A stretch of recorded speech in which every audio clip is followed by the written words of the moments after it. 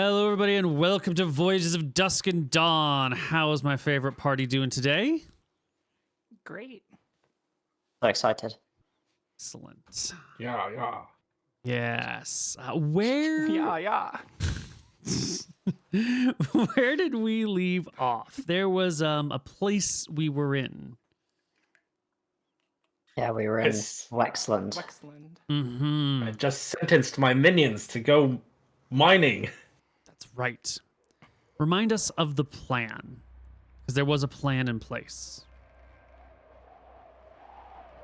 Yes, part one of the plan is to figure out what's in the mountains in Wexland. Mm-hmm. And that was done by sending Theodore and Vaya out to, along with the villagers, on the mining expedition. Mm-hmm.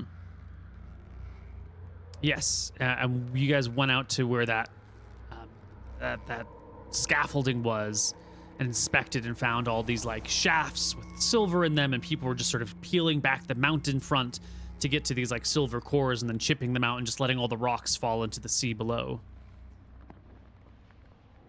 Yes, these actuators seem to be very large. Mm-hmm. Mm-hmm. That was part one. And What's part two? part two is I wasn't there, so this time I'll join him while invisible and see if I can figure out some memories. We also, overnight, found some lights deeper in the mountainside, which we may explore later. Mm-hmm. Okay. But first, the exploration of the mountains. Yes. Also, Yes. could you remind me what happens if I were to... I'm not doing it, but what would happen, according to my memories, if I were to shout, "Inertia, reverse, and begin," at the mountain? Well, it was, within the language of magic. And when it was done, it seemed to have like started some actions, and there seemed to be some water flowing, but then the rocks started to tremble and glow and shake, and then there was sort of like some cracking sounds and some bursting sounds, and then you remember falling into the water. It appeared to not have functioned particularly well. And there was a warning message. There was another memory, wasn't there? A little bit later. Like there was a whole chain, one set off by the next, set off by the next, that ended. Yeah, something, repeated mistakes of Lancia, something. Yeah, some sort of vague warning that this was a bad idea and we shouldn't do it. Yeah. Something was released. Yeah, there was something might have been released by this, but it wasn't particularly clear. It feels like there was, context that you should obviously know. Something about like the gods are coming down to the world and we're going to have to go work with them. And, there was old stuff from thousands of years ago that probably doesn't matter anymore. Yeah. Now that people have been tearing apart these actuators and ripping out bits of them, maybe it'll do the same thing. Maybe the magic is broken. You don't really know exactly what would happen. It's kind of a coincidence. The gods came to the world again, like a few months ago. Yes, they did. Yes, they did. That's hearsay. It's definitely not something we did. Mm-mm. Probably fully unrelated to you and your actions. Probably. It would be very narcissistic to believe that the gods came to the world because of you. Like, that's, woo. For whom do the stars turn? And yet that's what I believe. It came down here for me. Oh, well, that, it's a little romantic in the divine sense. But our party is here in Wexland. It is where last we left. It was evening. You saw lights going into the nearby mountains, and I think we were just going to wait until daytime and then go back to the mines. Yeah? Sounds good. This time, I'll join him while invisible. Excellent. And it'll happen much the same as before. People sort of gather in the town square, and some people are selected, some people are declined. You are invisible, which makes it hard to walk through a crowd because people just assume you're not there, and you can maybe stand on the outsides. The village has more space than there are. It is a village built for a larger population than currently lives here, which makes it much easier to sort of walk around and avoid people. You're not like walking through New York City or you know, you're walking through. I'll have an example of a deserted city, but you know, a much easier path. Is this the right key? Oh yes. All right.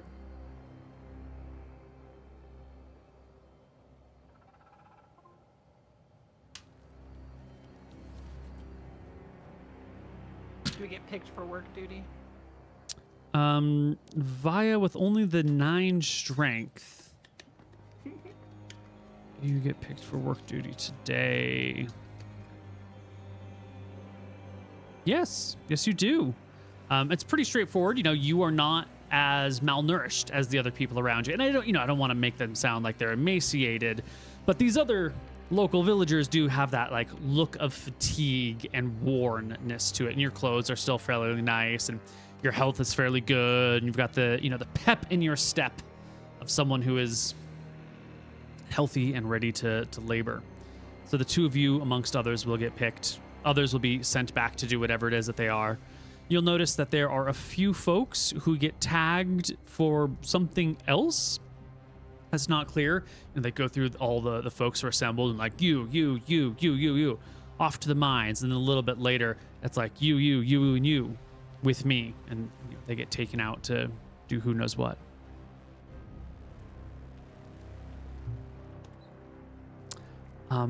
And the party can head off towards the scaffolding along the side of the mountain. It stretches out and over the open sea with, just enough room for you to work, but not enough room for you to work safely. And it's just a nice plunging fall to the sea below. And people set out with axes, with picks, with hammers and chisels, and get to work finding spots. These like silver shafts are, and chipping down in them and clearing rocks from either side of these things.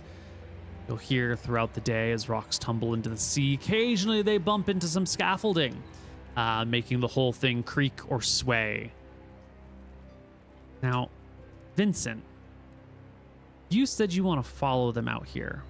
How?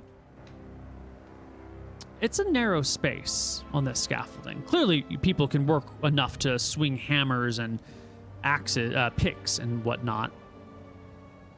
But if you're invisible and they don't know you're coming behind them, it could be a little treacherous. How are you going to work around that? Let's see. I was under the impression this was a mining cave, but it is not. No, it's scaffolding on the outside of the mountain. Okay. I figured that there's... As long as I can get an eye on what they're mining, that's good enough. So I don't need to be in mining range. I just need to see the stuff they're mining. So I get roughly 30 feet behind them. Sure, yeah, you can come along the edge of the scaffolding because they're only really working in one section. The scaffolding kind of twists around and then comes closer, and you can get to a nice spot where you can peer down gently along the cliff, sort of looking forward to where they will be. And sure enough, you can see the grid of holes that run into the mountain. Very similar to the grid of holes and silver canals that you saw in, what was it, Abaxia was the other town, the other island, I think? Abax. Abax, yeah. Similar to that, but on a grander scale. And much more worn down. Like the mountainside itself has been ripped apart. Ripped apart from much time of mining, or ripped apart some other way? Well, there are large fissures and cracks that run through the face as well. That looks like, any old regular cliff face that has had some sort of tectonic activity that has split it and run cracks through it. But in addition to those, it has been chipped at. The outsides where the scaffolding starts and on the far side where the mining is not happening is sort of worn and weathered by the years, whereas where the people are, you've got fresh, sharp angles, bright rocks that have been unstained from rainfall or, bird shit, with a fresh carved face. Okay. Was the way deeper into the mountains where we saw the lights accessible from here or along the path? That was... so if we're looking at the map, You come out on the scaffolding over here to get to the part where they're working, which is this inner section. The area that you saw was like up on top of the mountain, and it appeared to be like someone winding on a trail heading up to the top of the mountain. So you could access it here if you had like spider climb or some ability to just climb vertically straight up a mountain. Okay. It sounded like nothing too interesting to see here. I'll back out and go to the mountain path. Okay. Yeah, you're invisible. You can avoid people on the streets. You can walk amongst the town and set out into the nearby wilderness, finding a route up towards the mountains. Bring us to another map while your minions labor away, spending all day toiling in the heat, in dangerous conditions, just so you can get a good glimpse of what was happening. Yeah, Vaya? I tried to draw my symbol or carve my symbol into the mountain, but I got an 11. So it's like it's kind of there, but parts chipped away, and it's like it kind of like the right side kind of fell apart. So there's almost my symbol carved into the mountain. Mm-hmm. Yeah, and the people around you don't really seem to mind or care. Like this is what they've been told to do, and they're doing it. But the people around you, they've got that work ethic of like, I don't care about what I'm doing. I just need to make sure the bosses think that I'm doing what they're told me to do. And it looks like I'm working, you know. I'm yeah. doing my thing. Yeah. You really get the impression that progress would be a lot faster if people were properly motivated, but none of the orcs or goblins or ogres really come out onto the scaffolding. Every now and then, a goblin might come out and sort of like poke at people and then leave. And when the goblin's not here, you know, there's nothing going on.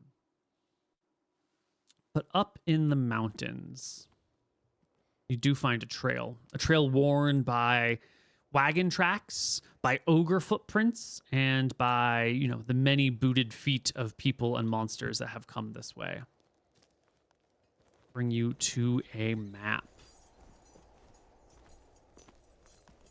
This is our map. You are down here in the lower right corner. You follow along. It's sort of an aimless trail up the wooded mountains until you come to a spot. I guess this is like a 8-foot cliff or something. You're invisible, so it doesn't really matter how close you try to hide. But when you come around this corner, you see something entirely different. There's a group of orcs who are standing sort of in a shady spot, protected by the sun. You see their eyes are squinting like the sunlight is annoying to them. A singular ogre sitting on a large rock. You can hear the chattering of a little group of goblins who maybe are supposed to be watching, but are really just sitting down and like shouting at each other and playing some sort of game with sticks. And then a collection of workers near a tunnel working on some stuff, and a few workers on the outside of the tunnel.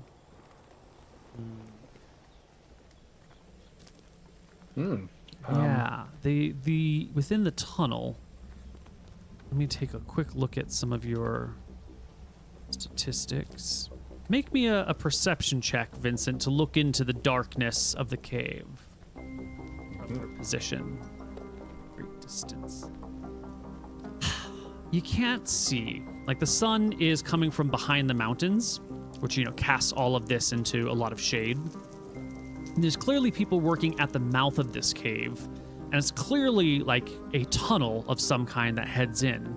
But you can't make out the light, what's happening inside. There's no lights, so either the people there have dark vision, or for some reason they're working without lights, or there's nobody deeper in.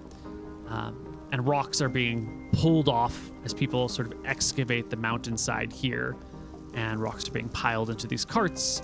And you've seen below you on this path earlier just like dumped debris. So it appears they're hauling stone out of here somewhere else. The orcs laugh amongst themselves. The goblins cackle at their little games. The ogre sits dumb, looking around with dull eyes, holding a large club in one hand. The workers are mostly unattended. I'm gonna guess at the purpose of this. Is it that they are actually just trying to gather stone, or is it Or would that be no? No, it doesn't look like they're trying to create like certain types of stone blocks. It looks like they're trying to dig into the mountain for something. Okay. That's good enough. I'll go back to the cliffside. Okay.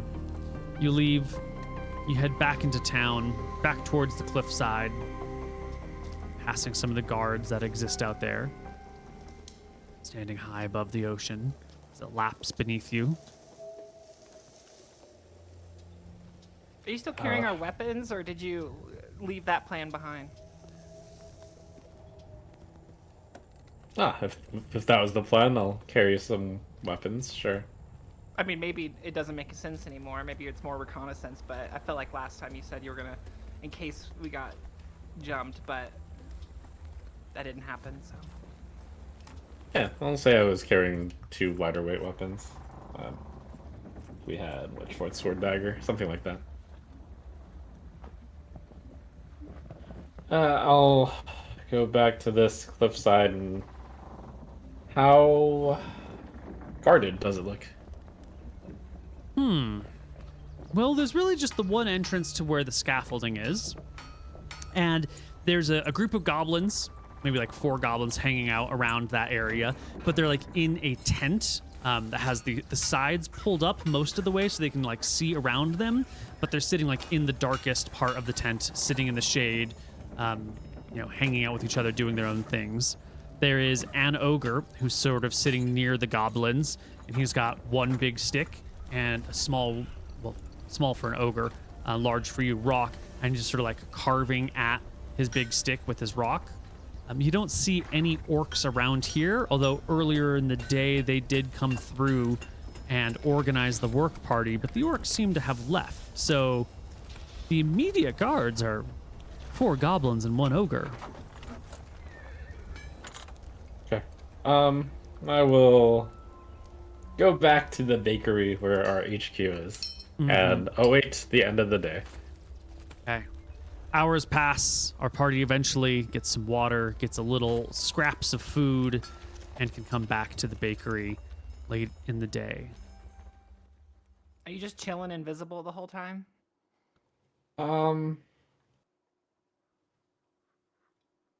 Yeah. But once everyone comes back, I'll uninvisibilize. I'll become visible. Whoa! Captain, don't scare me like that. Not cool. You gotta, if you're gonna be invisible, you gotta carry a bell or something. I don't like it. You can never be too careful here. Well, I found out what they're doing up in the mountains. They're digging a tunnel for some reason. Did you look inside? No, it seemed a little dangerous. I think they found the entrance to the actuator. Could be. And that's where we'll go tomorrow. All of us? Yeah. I can cast invisibility on all of us. Maybe get us a head start. It's dark in there, so we'll need to bring some light. So that we don't fall for the, endless trope of 3 invisible people running around. You just want to describe the location where we need to end up and just hope we all get up there? Yeah, I'll give you the description of how to get up there. Okay. It's pretty straightforward. Should we wear our armor and everything? Might be a bit noisy. Good call. Well, you shouldn't wear the heavier armor that can make noise. Leather armor then? And if I'm holding my glaive while you cast invisible, that stays invisible as long as I hold it, I imagine. Okay. I am death. I am night. All right. The party's going to get invisibility cast on them. The party's then going to head for the mountains, each taking their own time to get up there because, again, invisible, you can't find your party, you can't be with your party. It's easy to get lost and separated, and you don't want to be shouting for each other. And walking one hand on one another, even, is an awkward walking position, unless you're like soldiers used to marching in formation. So splitting up and getting there in your own time is a sensible thing. how will we know without like being loud and alerting attention that we're all there? Maybe we could stand by a tree and all put a mark in the tree when we get there. Yeah, I'll tell them about like basically once you get there at the cave, there's a cliff. You turn right. I'll be at the cliff, and we'll gather up there. It's the part where you would go and turn to go into the tunnel. Okay. And are we going early, like before they get there, before they do that roll call thing, or they do the pick-in, or are we going after they picked everyone? Let's see. I think there's some basic goblin, orc, ogre knowledge. They're nocturnal people, right? Goblins and orcs definitely prefer nighttime. They fight with penalties in daylight. Ogres, you know, they're fine in either. Okay. No reason to go early then. We'll just we'll meet up at noon. Okay. Ish. Well, I'm gonna bring one player to this map. I'm gonna bring Vincent to this map. Vincent, go ahead and tell me where you're gonna put your token. Where is it that you wait to hide? Excellent. Okay. Right there. Now I'm gonna turn you invisible, and I'm gonna bring the next person over. And Vaya, when you arrive, where is it that you go? He said, you know, the cliff and take a right, and there he is. Go ahead and... The cliff and then take a right, and there he is. I don't know. You heard him as much as I did. Then he said the cliff by the entrance. Yeah, you're invisible. Obviously, you've got some armor on, right? We said not to take the armor that makes too much noise. Wow, your language is basic, bitch. That's your language? Wow. But you're wearing leather, so it's fine, you know? Leather and glaive. Where do you position yourself? I guess I should ask, are we trying to sneak in or attack them? Well, these were answered already. We communicated our expectations. Did we? You're on your own. Where do you go? How big is this cliff right here? The right cliff? Here behind the ogre thing. Like this thing here? Oh, it rises, you know. This landing area right there. This landing area? I don't know what you're pointing at. I know, sorry, right here. Ah, this. This is like 15 feet. And you can see that there is a small little ladder placed up against it to make it easy to climb onto.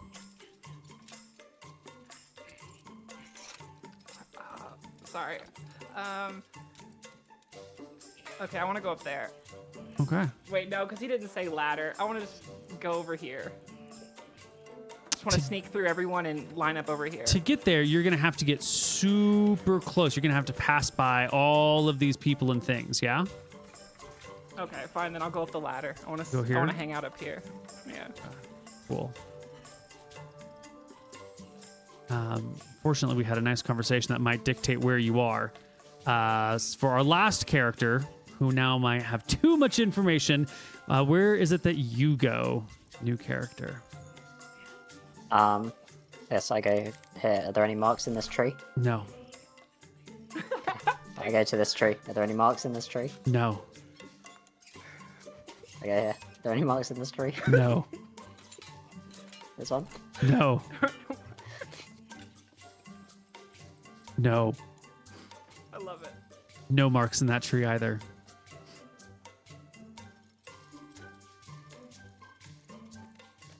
Are you here? I think it's pretty quiet. You don't want to be too noisy. You don't want to alert those goblins or that ogre to your whisper. I know, I get back. I start whispering for Vincent. Where you're whispering right now, you get no replies. Right, I go back to all the trees that I went to and whisper around. Yeah. Yeah, it's No, I careful go by this creeping. cliff. Careful creeping. Vincent. They are.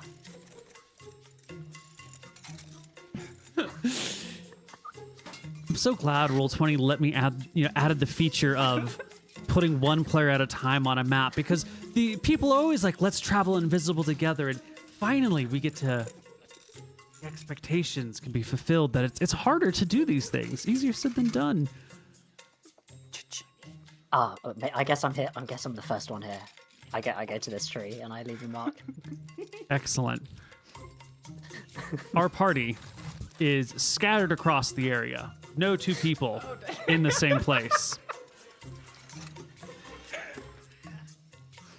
Close though. So close. So close, but very clearly took paths away from each other. All invisible, all quiet, all not quite understanding the plan. Gosh, if only we had cell phones and text messages and radio communications. Oh, things in the old world were hard. This is why it's hard to attack an enemy camp at night, because you gotta surround the camp at night and go on a pre-cordoned plan, but you can't talk to each other and you can't. Oh, it's such a mess. Yeah, we wonder why armies marched in tight formations. It was really just so they could communicate. Well, there are other benefits. Well, I too, gave but- great directions. Let's see. How long did it take us to get here? Oh, it was probably hour and a half from the bakery up here. You said Okay. ledge that leads to the entrance. Technically, you did give good directions. I just misinterpreted it. You're under the ledge, and it is technically leading there, but it's nowhere near the entrance. Oh. All right, I'll say that's my bad. I misunderstood. Anyways, I wait 20 minutes to see if my party members show up. I think everyone's up here, having taken an hour and a half to get here, thinking everyone else must have gone slower. I'm the great athlete. I've climbed the mountain the fastest. I've been here before. I know where I'm going. That sort of concept. Eventually, during this time while you're waiting, this cart will be driven by a person, a human, and it'll come down and drop rocks off somewhere else, and then it'll come back up, and the ogre more or less just sits there and plays with his big stick and his rock, and every now and again the goblins will come over here and start poking at people and telling them to work harder, and then coming back to their little thing. The goblins seem very annoyed.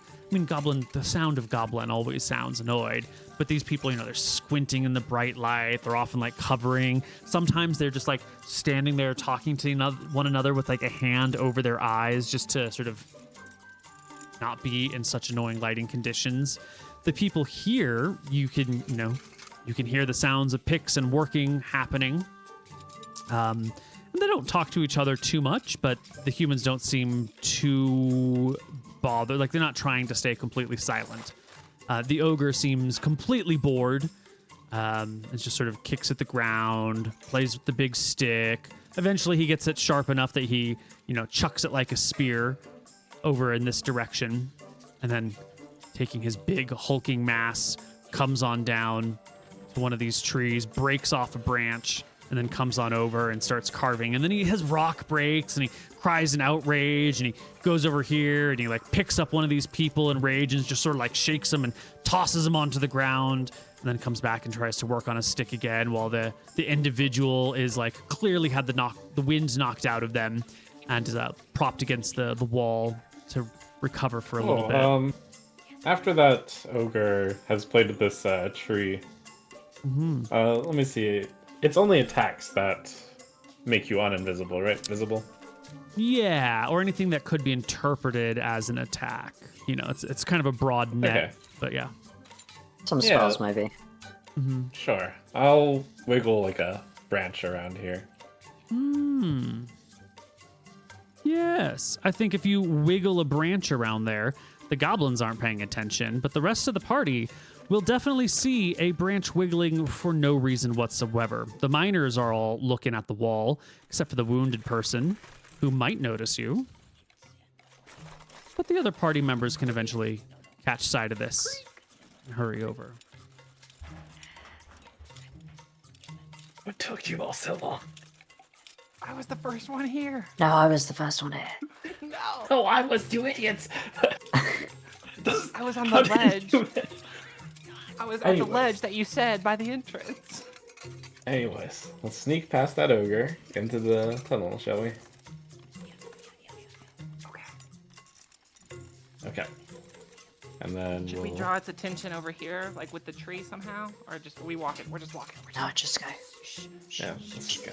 Okay, now before we actually go through this is a fairly narrow entrance up here, right? There's some some carts, some people working on things, a bunch of loose stone around on the ground, loose dirt and dust that's come off the mountain as you've been hitting it. If you want to get through these people without them noticing you, without like bumping into them or bumping into something, it's going to be a dex check where you wait for just the right moment and then you quietly move through so they won't hear you or your weapon won't bang into them or something. Remember, your glaive, you don't know where the end of the glaive is. You can kind of hold it as best as you can. You've got some proprioception, but it's not quite the same. And also... Let's take the advantage of invisibility and just start attacking them. That'll break invisibility. Yeah, but after the first hit. What? We're not hitting them. Okay.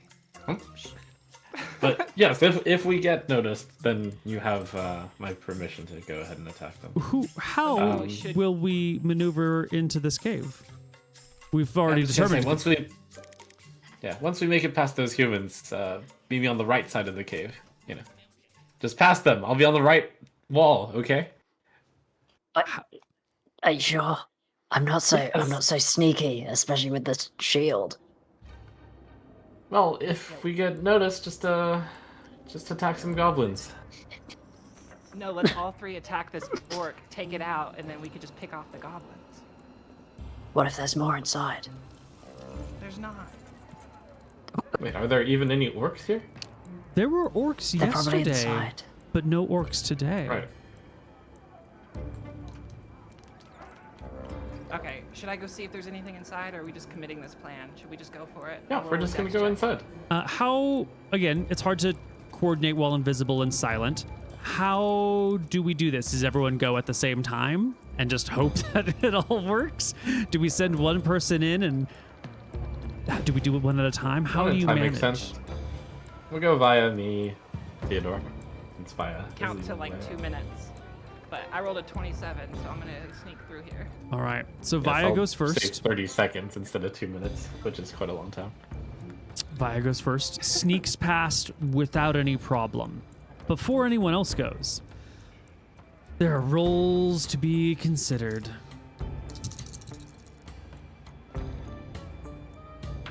Oops.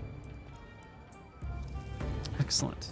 So, Via, you walk in past, no problem. You get past these suckers. You can see there's a few more workmen inside. The tunnel goes back maybe 20, 30 feet. As your eyes are adjusting to the dim light, you see a grand doorway made of stone with like etchings carved into it. There's no light in here, but there's enough bleeding through from the outside. And as you're, moved to the right side of the wall, looking at the thing in front of you, you hear someone say, "Oi, Harold, what's this?" And looking back over your shoulder, this workman on the right-hand side is pointing to these brand new footprints that have appeared in the dust and dirt. And Harold comes over and he looks at it and goes, "Fucking footprints, mate. What do you think?" And he goes, yeah, but... it's probably not. He looks at it quizzically. The two of them, look at it together and talk for a moment. One of the goblins gives like a, Arkibar! And the two folks, get back to their work before. Goblin didn't seem to speak common. He just shouted in Goblin. But as they're chipping away at things, they're chatting amongst themselves a little bit. Like, look. I don't mean to be paranoid, but we all seen what's been going on around here. Crazy, weird things, impenetrable doorways and whatnot. And now footprints appearing in thin air? And, Vincent, in the meantime, waiting his 30 seconds. Please make me a dex check. Sounds like it makes it easier for me to get through while they're idling around. Vincent gets right on through. Not a problem. And as they're talking, another great check on his perception check. This is a dusty environment. You ever worked with drywall or moving, chipping rocks, working outside? You get like a nice layer of upturned, soft material. And after a little bit, one of the guys goes, Harold! Mate, there's another set of tracks here. I think there's something invisible around these parts. And Harold says, "Ah, come off it. You must have been just walking through there, not noticing it." First guy's like, no.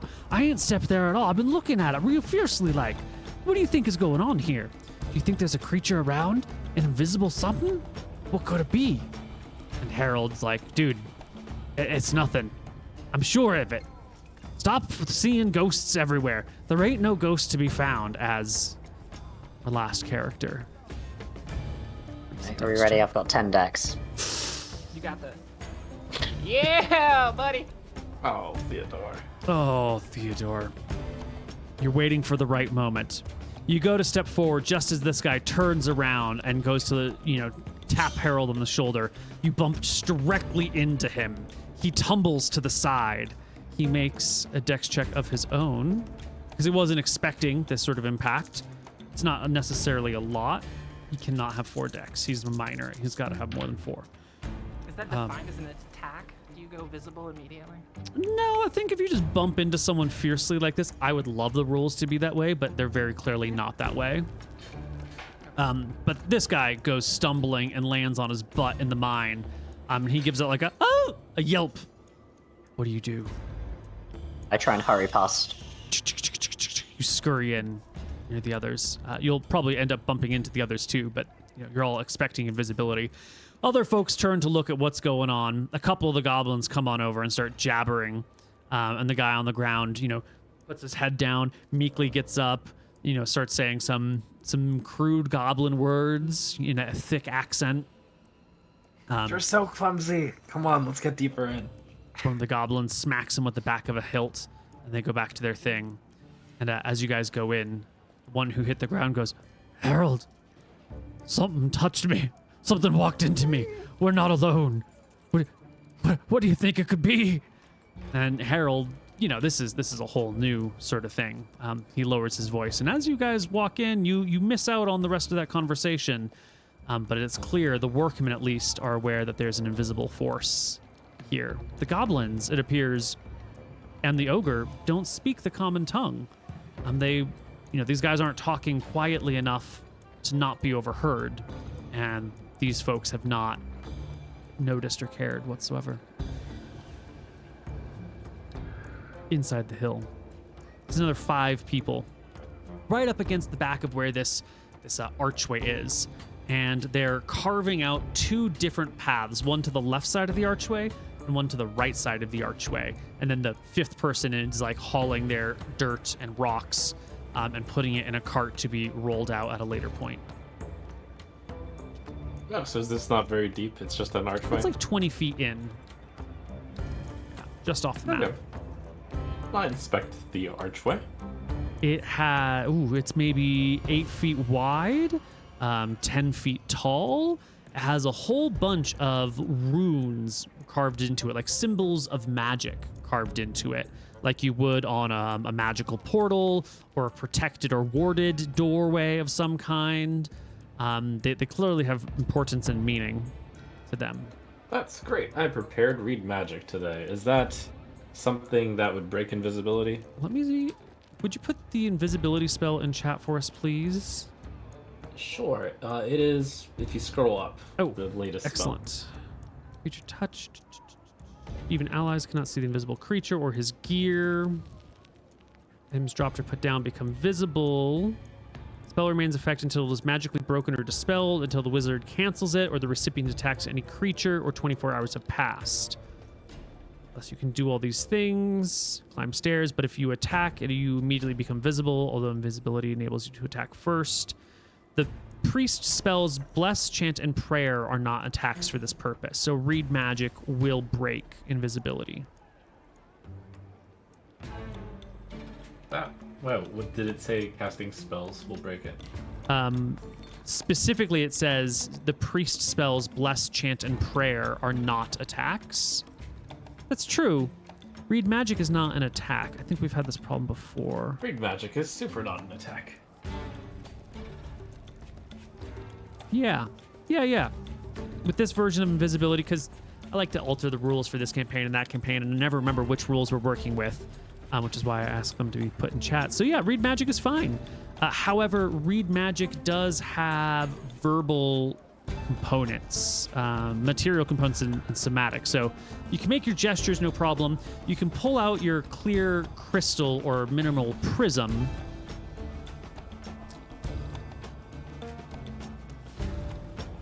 Ooh, wait a minute. Are your materials invisible? The prism or mineral crystal is not expended. No, but I don't think you actually you don't actually look through it. It's just one of the materials involved. Okay. You will make noise. You will be speaking in, it's not a whisper spell. It's a regular speaking tone spell. So the people in the cave will definitely hear you. The monsters on the outside of the cave probably won't hear you over the sound of the noises, but the other folks within the cave will hear someone chanting magic. Okay. Do I believe that's a noise that is that loud that they'll hear it over picking the tunnels to left and right? Probably, because it's a full round of casting time, so you got to speak for a minute to cast it. If it were just one or two words, they might not notice, but if you're talking in the language of magic, they'll probably notice. Do I recognize any of the people from the last 2 days of working down at on the ledges? Well, I wouldn't have talked to them because I'm mute technically for them, but maybe. Yeah, you don't Jordan, recognize Theodore these recognizes one of folks. No. Okay, I'll go to the guy who noticed Theodore, and walk near him. Yeah. And then I'll quietly say, "Hey, don't be too concerned. Don't talk up. We're here to save you." By the gods. Harold, do you hear that? He's talking to me. Harold, do you hear it? And Harold, stops the picking for a moment. Yes, I'm invisible here. Don't make too much commotion, otherwise the goblins and the ogre will notice. Harold starts to look keep, around. Keep doing your thing. Just What? keep mining. Where is he? Don't worry about it. Okay. Harold makes a courage check. It's probably more of a wisdom, willpower check here. Passes, flying colors. He turns back to pick at the rocks once more. Click, click, click. And do me a favor, all right? Tell your minor friends deeper in. Don't be worried about the chanting and the invisible wizard here. Who are you? I'm Vincent. For whom do you fight?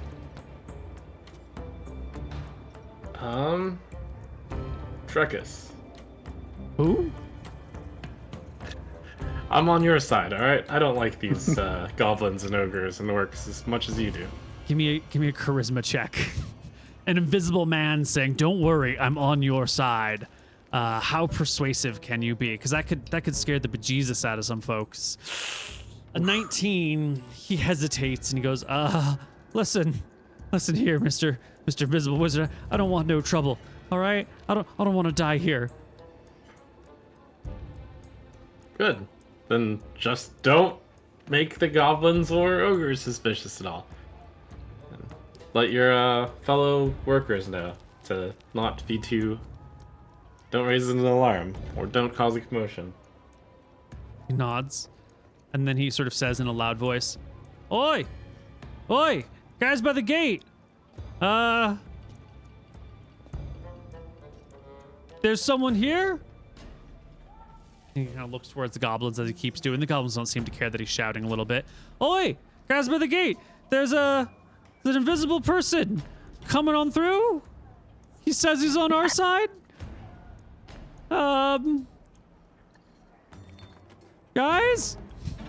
The people near the gate deeper in, like, take a look back over their shoulder. Via and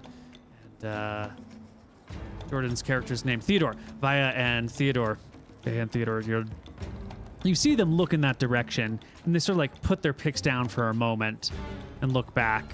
They seem to discuss amongst themselves. And the one who's in the middle, moving the earth, comes back out, walks back out towards this fellow. and says, "What are you talking about? Invisible people?" Yeah, I'll just speak up and say, yeah, don't worry about it. Just keep doing your jobs. He looks startled, concerned. "Who are you?" I'm on your side. He starts reaching out with a Vincent. hand in the direction of your voice until he like finds your shoulder, puts a hand on your shoulder. "By the gods." Yeah, I'll put my hand on his and say, don't worry about it. If everything works out here, perhaps your town can be freed from these horrible creatures. Give me another charisma check.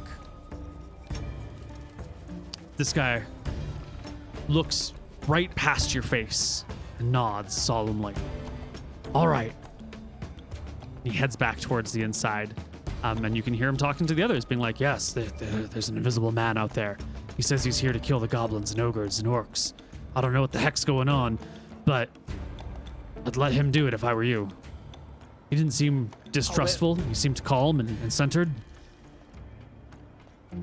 I'll whisper, Alright, "I great. am your mother, Martha. I have always been, and I will always be." They pause. "There's two of them." Alright, I cast Read Magic. You can't chant the spell.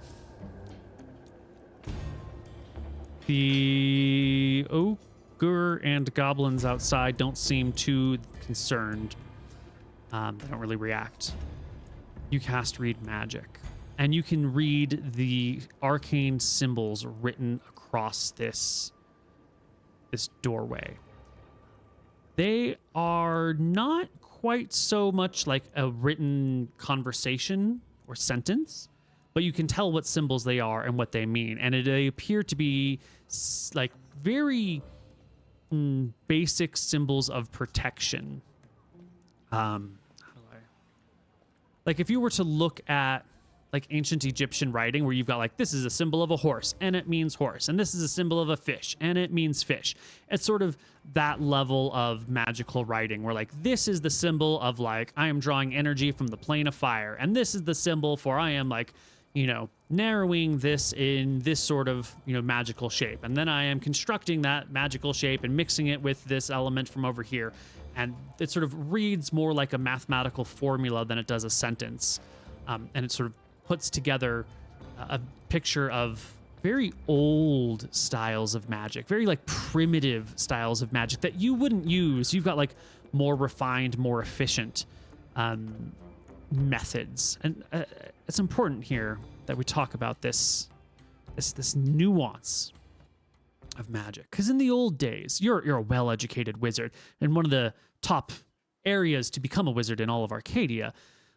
In the old days, before magic was really well established by the wizarding schools, it was just tended to be a little bit more abundant in the world. Sort of like how petroleum used to just like leak to the surface and people could just go to a pond of oil and take it out and walk away. And now we have to like drill well down into the earth to get to it. This older style of magic, you didn't need to be so careful. You could just draw on the existing magic, which was abundant, and use it very easily. And so these old ways of writing use the fact that magic was just sort of freely available and you didn't need to be very efficient with it. And so you could do quite a lot.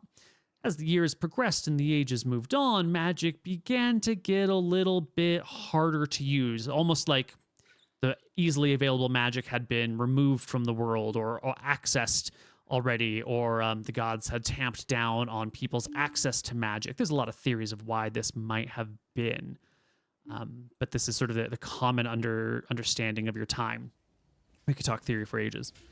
So you wouldn't use just like, get magic from the plane of fire.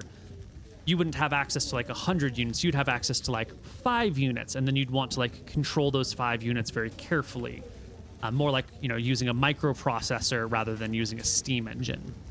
So the language here is old. The way that the magic is written is old. Which in its time, since it's calling on so much energy, would have been exceedingly potent. Considering the age that you're in right now, like that level of magic isn't accessible. So either this has some large amount of stored energy, it's resting on a spot that has access to lots of magic innately, or maybe the runes here are weaker than they used to be. but the runes all dictate that this is a heavily protected and heavily sealed doorway. And then there's a couple symbols at the top that are a little hard to understand. They're not quite so spelled out. One of them looks to be like a personal marking of somebody, like someone's personal sigil, and you're not familiar with whose sigil that is. One of them is the personal sigil of Ferris, the great wizard of ages past who helped codify all these magical schools. And then there are two symbols. One of them is just like a bar with a pair of dots in it, which doesn't mean anything. It's sort of like a personal symbol. And the other is like a 6-pointed star with a single dot in it. And I call them out separately because each wizard's own symbol is relatively unique, and these are very similar and right next to each other and look like there's some sort of other intended marking that doesn't translate well.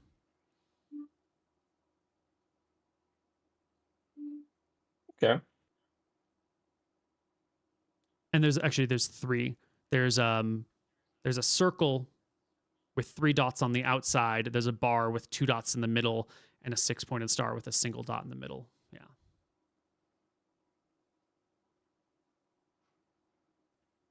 And that's what the gateway says. When I think about the greater construction of this tunnel and the mining outside, does it look like this could connect to the actuator? It could. It's not quite in the right spot. I'm going to bring us back to the other map for just a moment.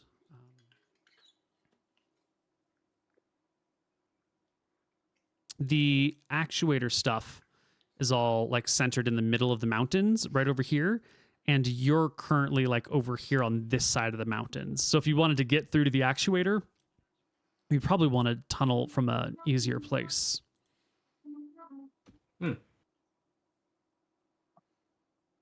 Okay. I huddle up with the two who I probably told to just stand near the gateway. And then I tell them, doesn't seem like much is here. They built this gateway very, very, it's clearly very, very old, but nothing came to mind.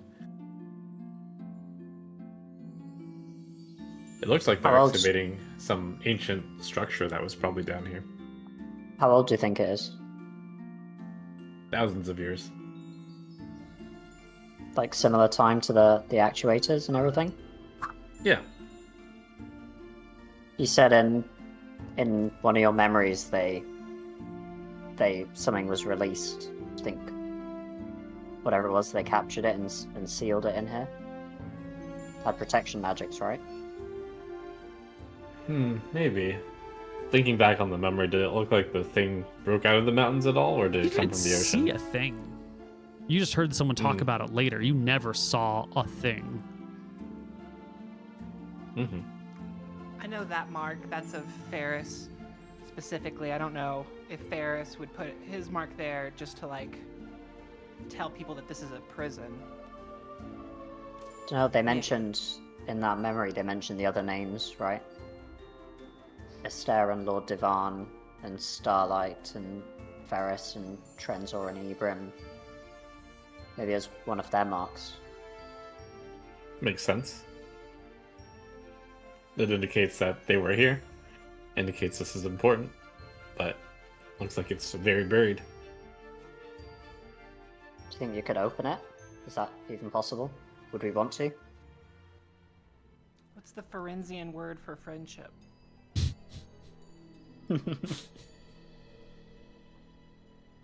Well, I remember in a memory, I heard a very powerful sounding phrase of magic. Perhaps that would work. In my memory, it was shouted from the water towards the mountains, right? From someone that was floating above the water. Out in that bay, though. Yeah, because that's where the memory was. Okay. Maybe doing that will do something. Sure. I don't really have any further leads.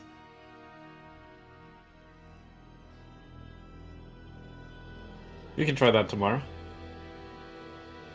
There's a There's an orc captain guy with a nice fancy glaive if we want to steal it from him while we're invisible. Maybe Sure. that's before we leave. Yeah, maybe the day we leave. You're the sneakiest captain. We're good. We can try that. Seems like it's much more. It will be much more served in Vaya's hands than it. And torturing these people and slaughtering them. Yeah. And they're probably going to die anyways, I mean. Probably.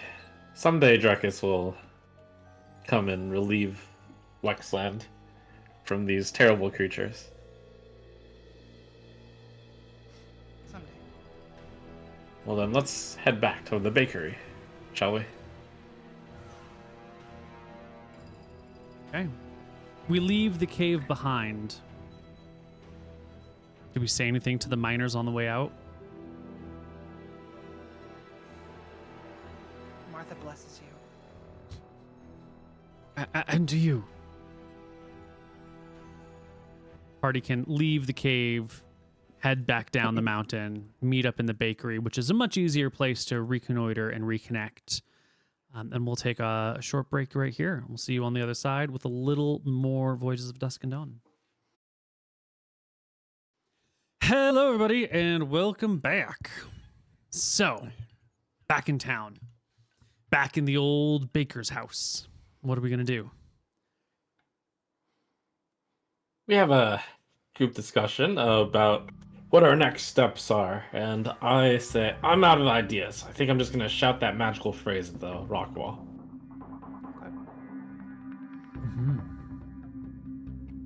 When I look back on the memory, do I feel like that magical phrase meant some? Well, I know the translation, but any indication that's a spell, or if it's just like a passphrase that might activate something? In the memory, it was a passphrase. You know, you got to have some words to be the phrase. You don't want it to be too understandable, but you want it to be something that you'll remember. So there you go. Great. Do you think you need to be in the cove, like in the farther away, or just like on the edge of town? I remember it well. I'll just fly up and be invisible and shout at the wall, and that should work. Fly. I forgot. Should we wait here? Yeah, here should be a fine enough place. I start to pack everything up in case we need to leave in a hurry. Sure. Was the day unstrenuous enough for me to heal 1 HP? We hiked up and down a mountain. Yeah, it was a brisk activity, but brief. Yeah, you can all regain an HP. You're getting soft now. What? You're getting soft. Oh, Don't say anything. you can all. Oh, not my voice. Oh, I understand. Okay. Well, you're gonna regret saying that, not because of the things you have said, boy. but come the next day, you've memorized your spells. Actually, not even the next day. It's that night, while you're all settling down to rest, that things do begin to kick up a little bit.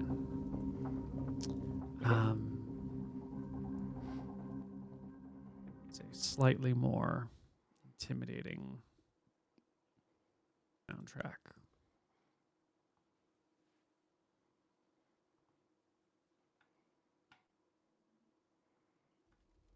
That evening, as you're getting down to rest, it's a safe place inside this building. No one else comes in here, but you're alerted to the sounds out in the village around you.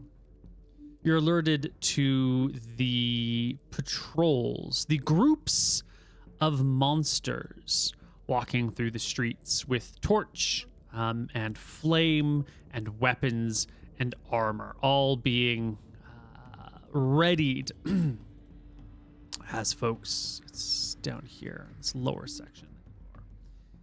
But you're on the second floor. Can we make sure all the lights are extinguished Yeah, I don't think you have any lights wanna going fight in the on. dark. Oh. Okay, cool. That's outside, though, that you see the lights, the torch lights. You see packs of goblins and orcs moving between the buildings, sort of kicking down doors and bursting in, and you're alerted to the screams of the people outside. The ogres are with this group as well. You can see, not in one large group because they're all spread out, but you can see that there are a great deal of these creatures. You can spot at one point or another all 3 ogres. You've heard that there were 20-some orcs and low 20 goblins in the town. And sure enough, you see these like factions of them moving around, going door to door, methodically kicking it in, sometimes dragging people out. You can't quite overhear the conversations being had. It appears that some of the orcs at least speak the common tongue, and they sort of interrogate people violently if necessary before moving on to the next building and kicking down the door, ransacking it. It's only a matter of time before they reach the building that you're in. Are we still invisible?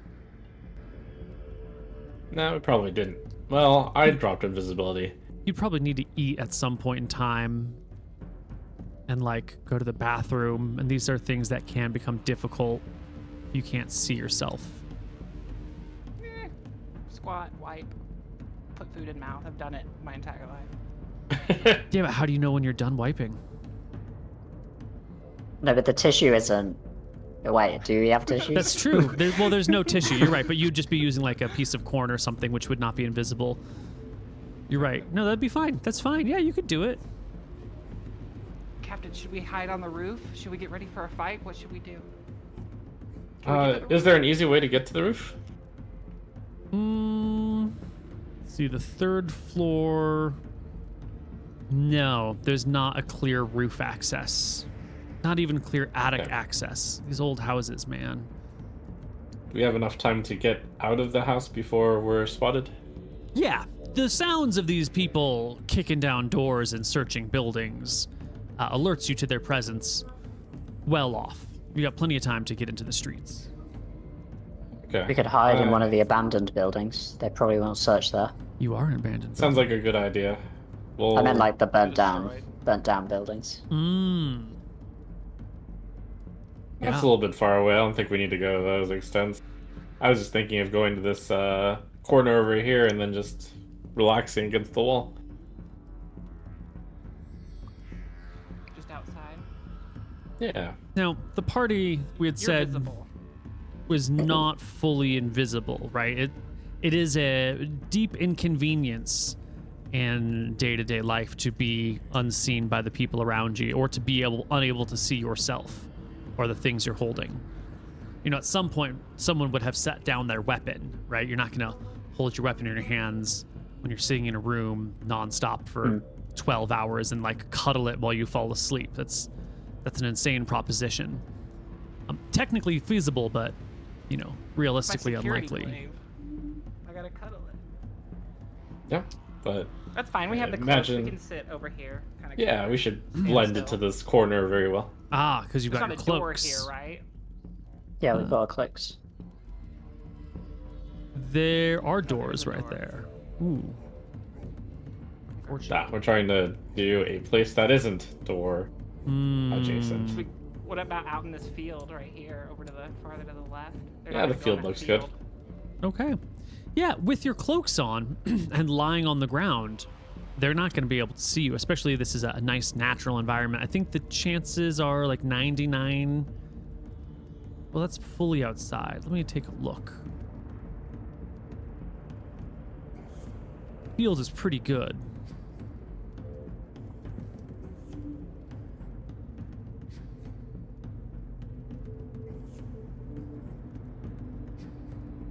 Open fields is 95.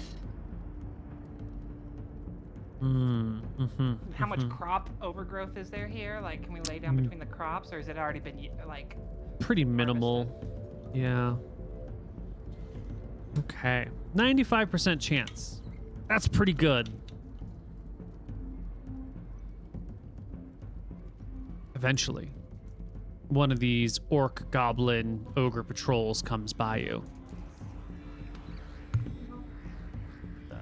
Some of these creatures on the map for us.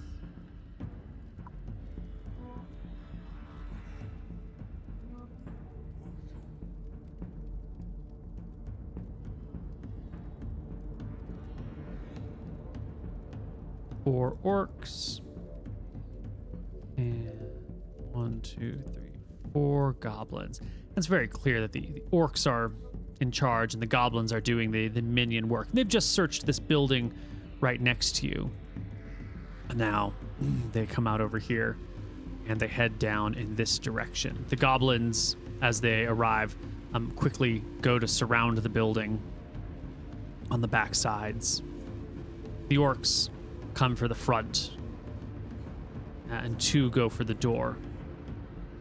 And this is where they roll to see if they maybe have spotted you.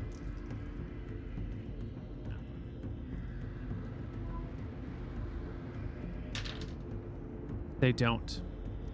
They burst down the door. They look inside. They drag a person out.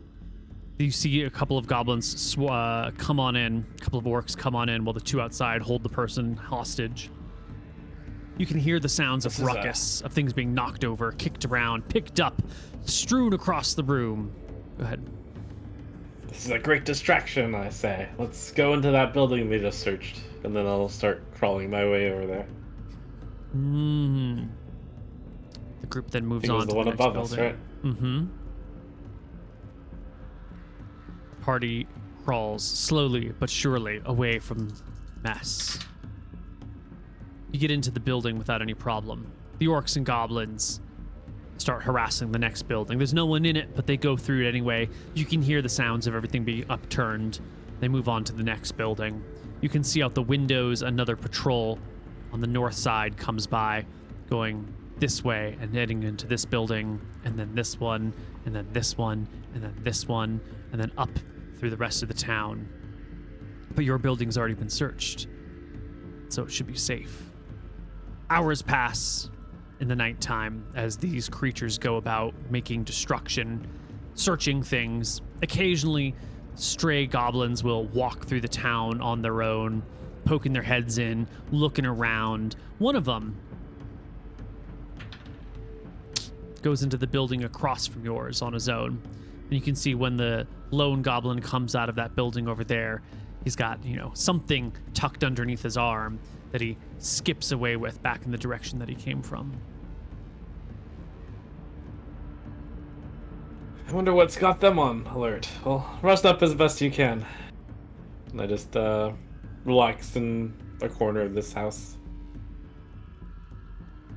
The night eventually passes, but the monsters, the nocturnal creatures, are busy being villainous all through the night. By the time morning arrives, you're safe and sound, and it looks like the orcs and goblins have stopped their raiding activities. But you haven't had a full night's sleep to memorize spells.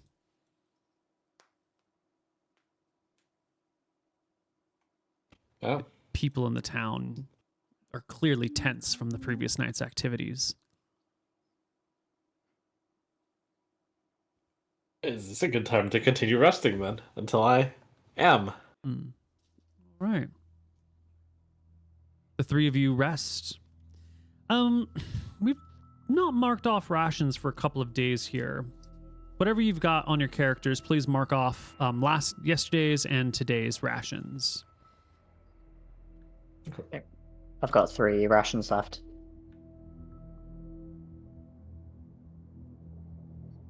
How much food do the rest of you have? I had like 2 rations because I left, I guess, the rest in the boat. I give you a ration. 2 as well. Okay. So I'm taking it off my character sheet. I just have 1. Did you have 1 for me, or is that the last one of yours? I've got 2 left after giving that 1. Got 1 for me too? Yeah, I give you a ration. So I have 1 left. As I understand it, everyone has 1 day left of food. Yeah. We've eaten today. We will eat tomorrow. But beyond that, food is uncertain. Okay. Perfect. Yeah, you can rest. Okay. I was going to ask what the food situation was in town. Do we see other people eating? Do they sort their own food? Yeah, people aren't starving. But the time you've spent has either been in hiding or laboring, so you haven't quite had the opportunity to scope out the rest of town. It doesn't appear that there's like a thriving market economy happening here. Okay. Probably people are gathering their own food. You know, families work together. Part of the family labors in the mines. Part of the family forages or scavenges or has a little farm somewhere. Maybe they've got food stashed for the winter, or for the bad years. And we didn't find any dried goods or anything in the baker's house. It's probably already been rummaged through. After Yeah, it's been they were looted. killed. When you do go back to the baker's house, which I'm assuming you do, you might not, you'll see that it has been thoroughly rummaged through and knocked over, and things have been kicked about. It looks like everything has been like very, very, not carefully, but like thoroughly ransacked. Everything is disturbed. No table is not upturned. No chair is left in its place. No pile of hay is neatly tucked away. Someone wanted a lot of disruption throughout the whole town. But you can rest throughout the day. How odd. Captain, I recommend we leave it disheveled in case anyone looks in. Sounds good. We rest for hours. Eventually, late afternoon, maybe. Getting spells back. What is the...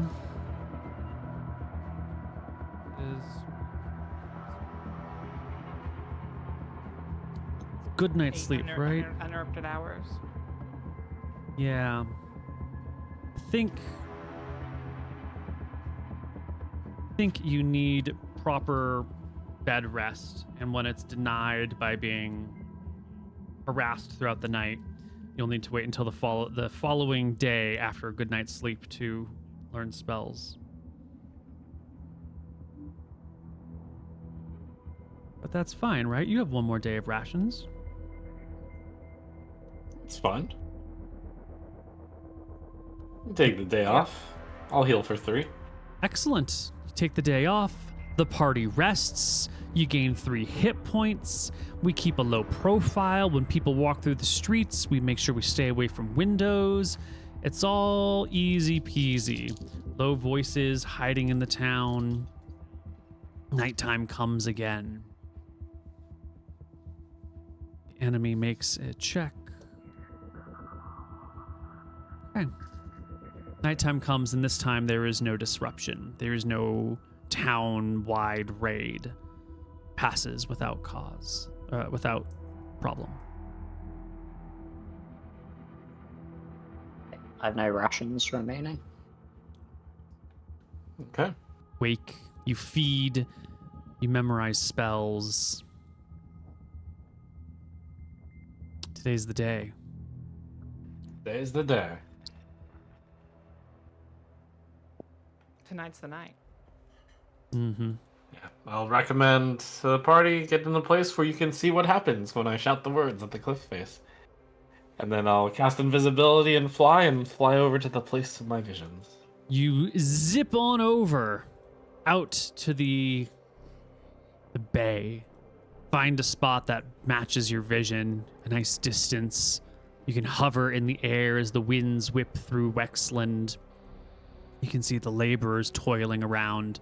Our party members who are not invisible and are trying not to be laborers and do want to wear weapons and armor, or do not want to wear weapons and armor. Are we staying in the house, or are we coming with you? We're definitely not coming with, because he's flying. But Then I'll just stay armored. can we inside the see? house. Can we see the cliff face from our building? Ooh.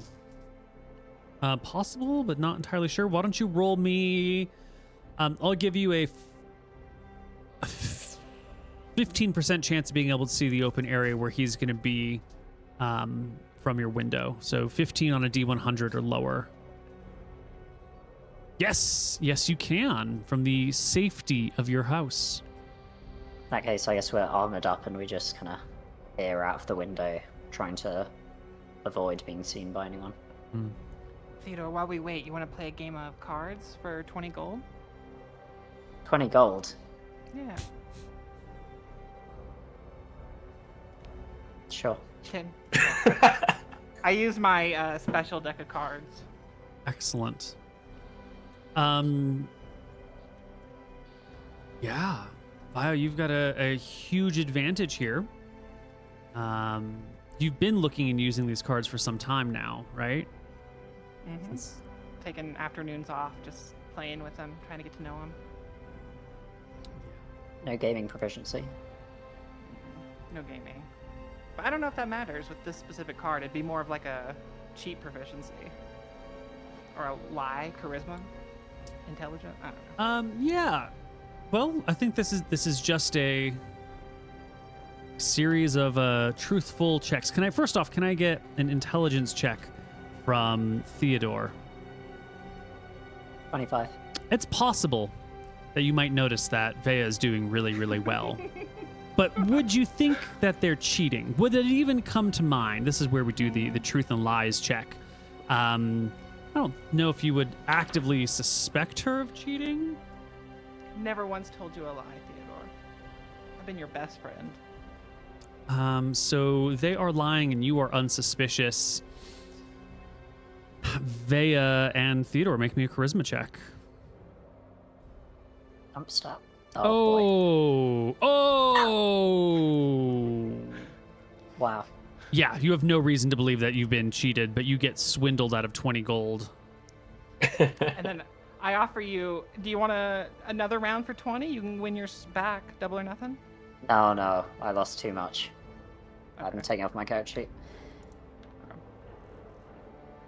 I put the cards back and I put know them you away. were so good. You know, Lynn kind of showed me some things. You know, just on the boat, on those off times, down times on the boat.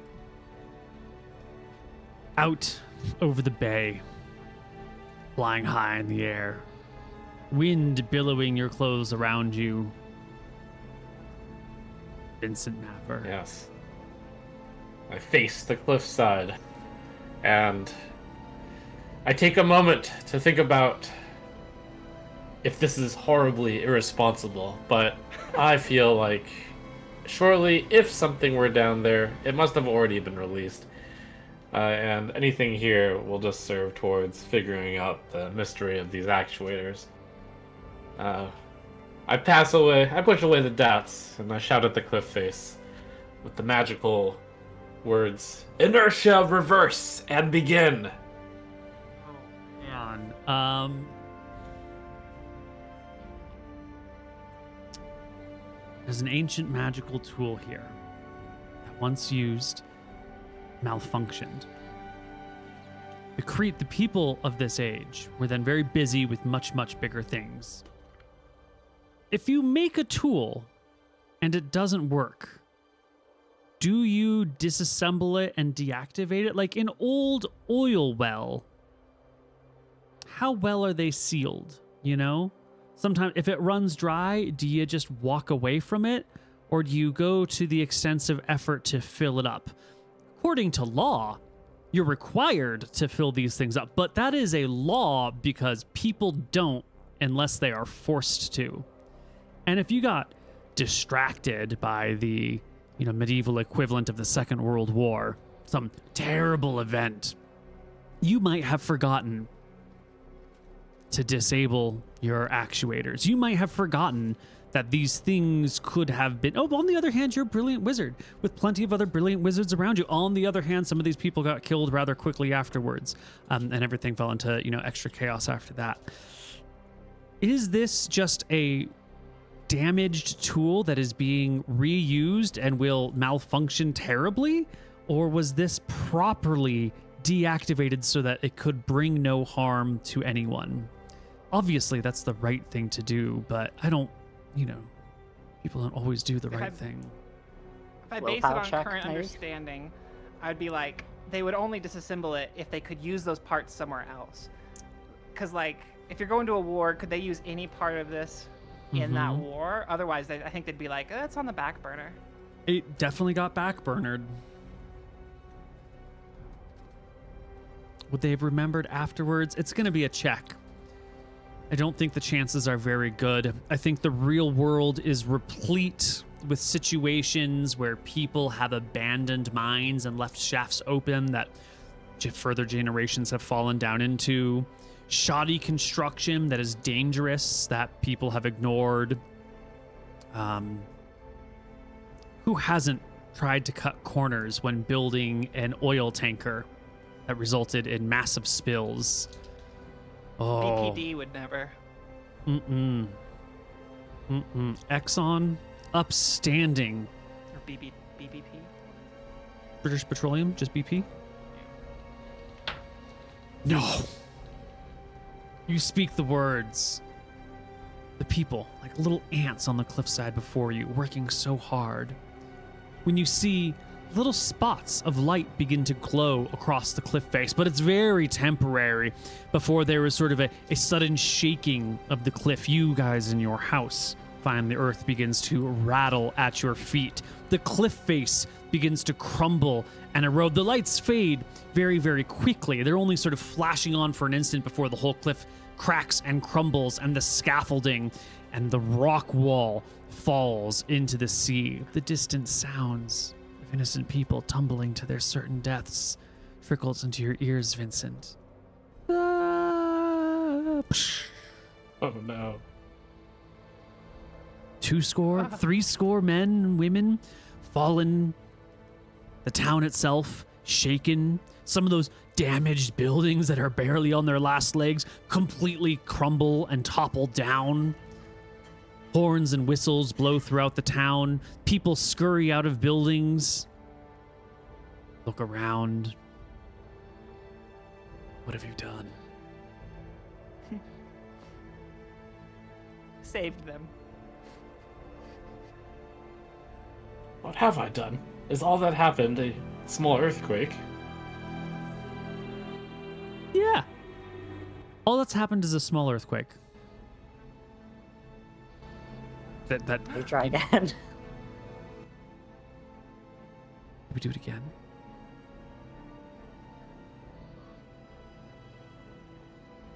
Let's see, was I able to see any visible effect other than shaking? Yeah, there were some lights where each of those little silver cores are.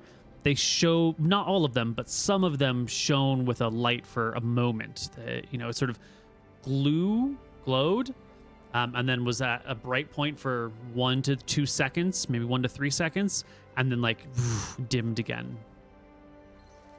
Okay, is it pretty clear that it didn't work because it's broken? Well, isn't that the definition of not working? Well, I guess the cause of it is pretty clear that it was mined out then. Or it looks like it was. It didn't work because it was mined out. I think if that's your theory, that's a great theory. But I wouldn't want to tell you any Sure. truths. You know what I mean? The last time, from my memories, when this worked, things shook and whirlpools formed and currents swirled. Is that right? Yeah, there Okay. was a little current and whirlpool forming in the center area here. That whirlpool didn't even begin to form this time. Got it. Yeah. I sheepishly think to myself, I probably should have waited for those miners to not be right up on the mountain. I will fly down and see if I can save any of them.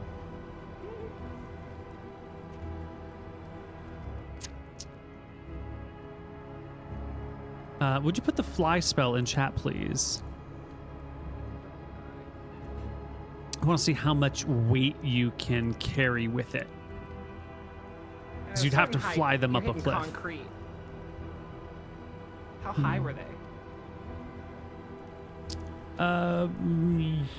Like 80 some feet. Theoretically, you could survive that. With the waves pushing against the rock. Yeah, I mean, someone here must be temporarily alive. Much concentration is walking, so you can do all sorts of stuff.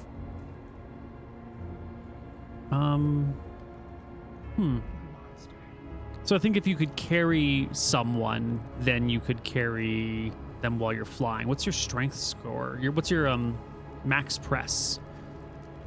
Very low, but hopefully I can. Oh my god, you have drag 6 him. strength. No. You might be able to help prevent someone from drowning, but you won't be able to get them anywhere. Like, the only real safe shore is way over here. You would have to like drag them miles and miles and miles, which would be exhausting. And you would only maybe be able to save one person, maybe. And then they would see someone being dragged through the water. Anyone watching would see your path. And then you'd be way over here. And God, how long does fly even last? 1 turn per level plus 1d6 turns. So that's 70 plus 10 to 60 minutes. It's hopeless. All right, I fly back to the bakery, which is where we figured out we'd have a good Great rendezvous. view. Mm-hmm. And then I tell them, all right, we're getting out of here now. I say as I fly through the door invisible. Can we grab the We're glaive? already packed. Yeah. Yeah, Oh yeah. let's just jump off. And if we're fast, we can perhaps save a few of those poor people. Wait, but I'm not I'm in gonna armor. jump. Yeah, I can't swim. It's okay, we have a boat. Jump into the boat and what? Isn't it rocky? Jump into the water and then get onto the boat. I can't swim, Captain. It's okay, just onto the boat. You only have to float for a little bit. You've killed these people. I think you just have to write them off. They're not dead yet. Come on, we can save Yeah. them. It's already been more than you can't breathe underwater. It's been 60 seconds. They're not saving anyone, Captain. The average person can swim, surely. I can't swim, Captain. No! No, Captain. No, Captain. What? Illiterate. Even most sailors can't swim. Yeah. You've slaughtered people, Captain. Via. Sorry. Yes. Captain, you can't swim. Could lower ourselves down, but then that would take a whole lot of time, and you probably have to control it from the top.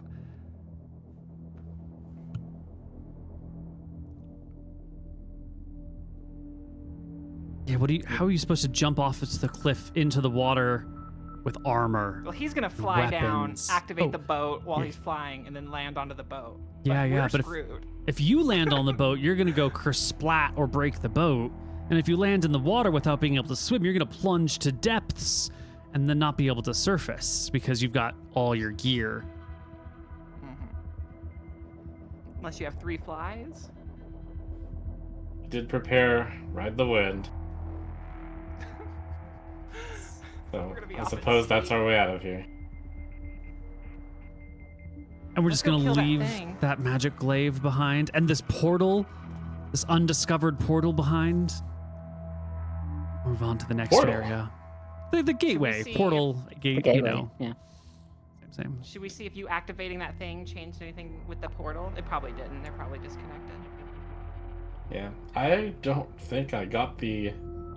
So what I got was it was a gateway, which we basically can walk through, and the miners did walk through, right? Mm-hmm. Yeah, the entranceway just walks in, and then there's a sealed stone doored gate with runes all over it.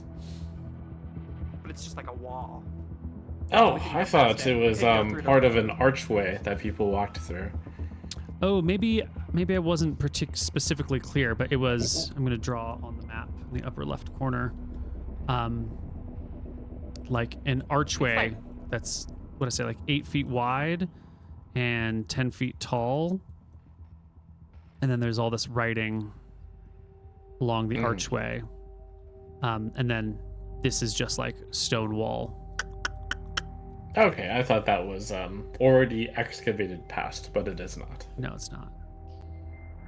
Okay. Have they even tried to start excavating within the ruins, or are they doing just around the door? You have not seen them attempt to excavate this itself, and it did not look like it had any chip marks on it. It's magic. Could you even damage it?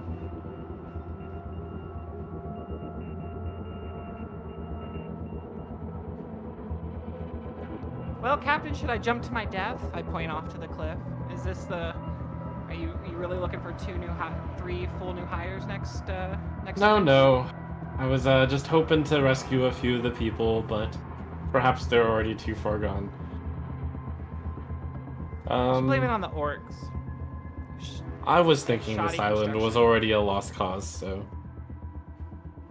Give them hope, though. You told them you were here to save them. We were, in the very long term. Vincent's never told you about the time he boiled his best friend alive. He seems like such a nice guy. His willingness to sacrifice his friends is very high. He's like Doctor Who, you know? Non-violent, wants to solve everything, just lets his friends die so he can get what he wants. Fine, let's go back to that portal and see if we can figure something out then. And maybe if we find that orc, we can dish out some revenge on him. The orc with the magic glaive, or that Yeah. one that's standing by the portal. Okay. Well, party, we can go up to that mountaintop, but not everyone's invisible, so you're going to have to walk with your weapons and armor, or hurry with your weapons and armor through the town and up the mountainside. Right? Although on the portal front, I did already read the magic on it, and it's not like I got anywhere with it. I wouldn't know anything about activating it. I guess we'll have a strategy meeting at the bakery. It's a mystery which we'll never be able to solve. Yeah, unless you want to fly up there real quick invisibly and just see if anything changed, but I doubt it. I doubt that did anything. Those are probably That two is disconnected part of what I things. was attempting to do. Sure, I'll take a quick look. It should be easy. And I'll invisible fly over to that and see if anything Yeah. happened. Let's see. You have fly and invisibility. You fly out, 5, 6, 7, 8 minutes out, 5, 6, 7, 8 minutes back. What was this like? 15 minutes talking with the party once you're back. That's what 15 and 15 is 30 minutes. So you've spent 30 minutes of 70 plus 1d6 times 10. Yeah. Flying up this mountain up here is not going to be too terribly long. That'll probably be a 15-minute flight. It's much, much easier than walking. Okay. Yeah. You can hurry on over to the cave entrance. And if I see that orc with the glaive, I'll make a special mental note. While flying through the town, you mean? Yeah. I deal another hand for Theodore. You do No? find Okay. that orc with the glaive. He is on the mountain path with a whole bunch of other orcs. Like maybe 15 orcs and 2 ogres in total. And they're all headed up the mountain to go look at the cave. You'll get there before okay. them, though. Nice. Arrive back at the cave entrance. Does it look like they mobilized as a result of the mountain shaking? Probably. Because the mountain and everything just shook a little bit ago, and now they're hurrying up the mountainside. Makes sense. Yeah, when you get to the mountainside, all the humans have been pulled back from the cave. All the workers are well back. The goblins are standing around. The ogre is kind of on high alert near the humans with a big club in his hand. Mule's been moved. People are interested in what's going on. Goblins chatter amongst themselves. The ogre looks back and forth, menacing anyone who tries to leave or get closer. Then everyone just is holding their ground, interested. You'll see eventually, if you wait 5 minutes or so, one person come out of the mines and just like shake his head in the direction of the monsters assembled. One of the goblins will turn to the ogre and jabber at them enough, and the ogre will come on over and menace the goblin. The goblin will shout at the ogre and like smash his little goblin club on the ground and point to the cave. And the ogre, somehow taking an order from this goblin, will stumble forward into the cave. And then a minute later, I'll fly in behind the ogre. Oh, excellent. Yeah, you come on down. You see the ogre walks over towards the cave. It's still got the doorway and everything. And he takes his big club and he just slams it on the stone in between. And it just sort of bangs on the stone without anything. And then the ogre turns around and you can find a corner to get out of his way. And he comes back out. And the goblin points at the cave again and demands, and the ogre lifts his club threateningly, and the goblin quickly scurries away. And the people just try and stay out of the way. Curses, nothing has happened. Let's see. Verbals matter.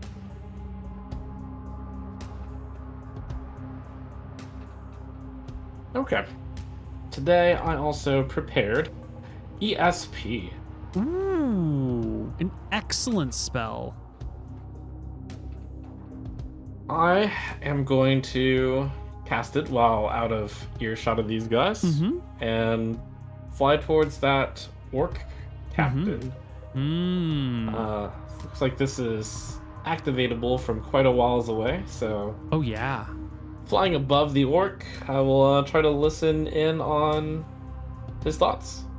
Absolutely. These surface thoughts are clear. The orc is thinking, I'm finally going to learn what's in that cave. Finally going to figure it out. The treasure, the loot, the untold magics from ages past. It's going to be mine. I'm going to rule this island, and I'm going to be the greatest leader out here. I'm going to be so fabulously wealthy.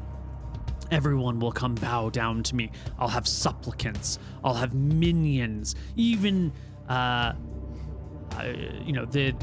not a name associated, but like the leader of my former commander is sort of the thought. Because it's, this is all in Orcish, but you're getting the surface thoughts anyway. My former commander will treat with me and give me the honor I deserve.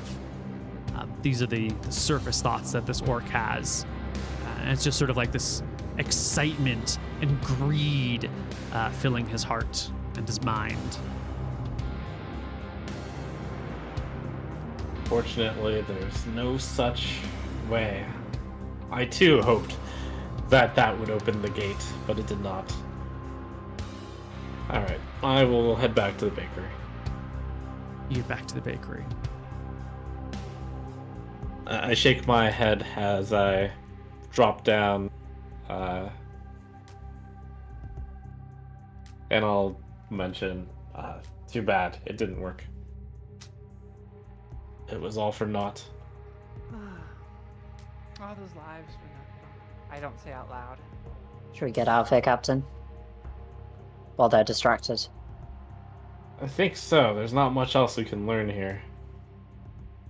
I could learn how to use a glaive. Oh wait, I already know how to. We should steal that glaive tonight. We should stay one more day. Let's find some food. We need food, yeah.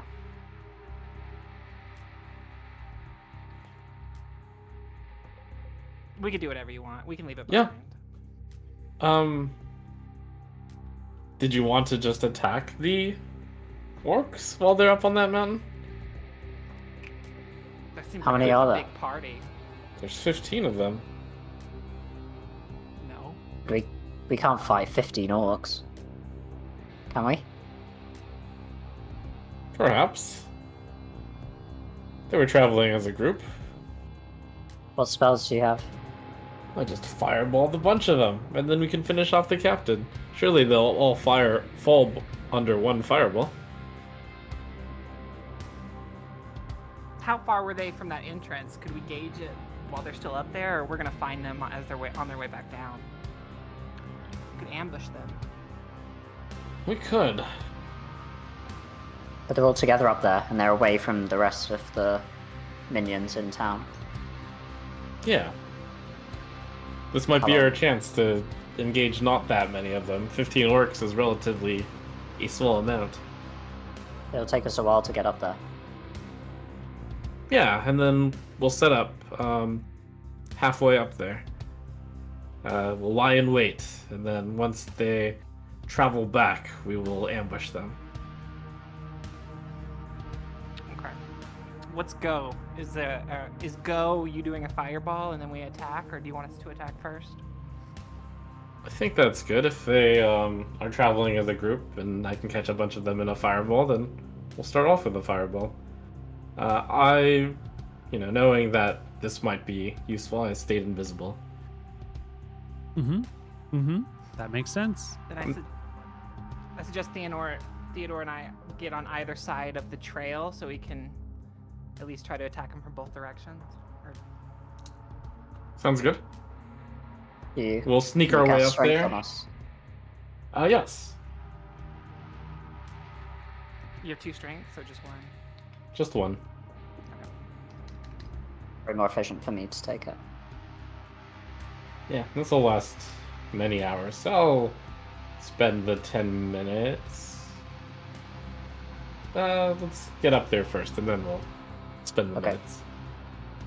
All right, you've walked this path before. You've gone up and you've gone down. Vincent has gone up and down it twice before.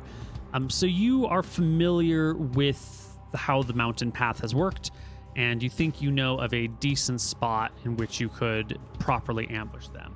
This is the map that has the best ambush spot. Otherwise, it's just like a long trail that stretches out across the mountain, and there's no real like advantageous place. This is one of those spots where they're going to be coming down from up here and traveling like this. And there's actually room to either be off to the side down here, or like this little spot over here is not visible from this trail. And then this also back over here is not entirely invisible. I guess you could just pick any old spot on a narrow path and blend in with the surroundings and wait to jump at them. But then, it's a narrow path, and I don't know how that will work for you. Yeah, that spot on the top right looks pretty good. Maya, Theodore, Vincent. They're going to be over to the left. They'll be coming down on the upper left side. The trail's quite narrow, Captain. Do you still think you'll be able to get them all in a fireball? They'll be single file, I assume.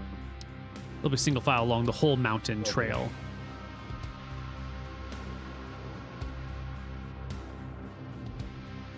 Do you have a spell to make the earth shake, like a landslide? No. I guess that's the best we'll do. We might be able to catch 10 in it. What's the radius? 20 feet. And you still have Featherfall? I have Ride the Wind, yeah. Ride the wind. Okay. So we could, at worst case, maybe we can just jump off with a Featherfall. I'm pretty nervous about this, Captain. It's a lot of orcs. We should just steal the glaive when it's not in the dude's hand and sneak away. But if you want to kill the orcs, Do we need to do this? Didn't you just convince him to do this not 5 minutes ago? Well, I thought we were going to be able to get them all in one fireball, but it looks like probably not.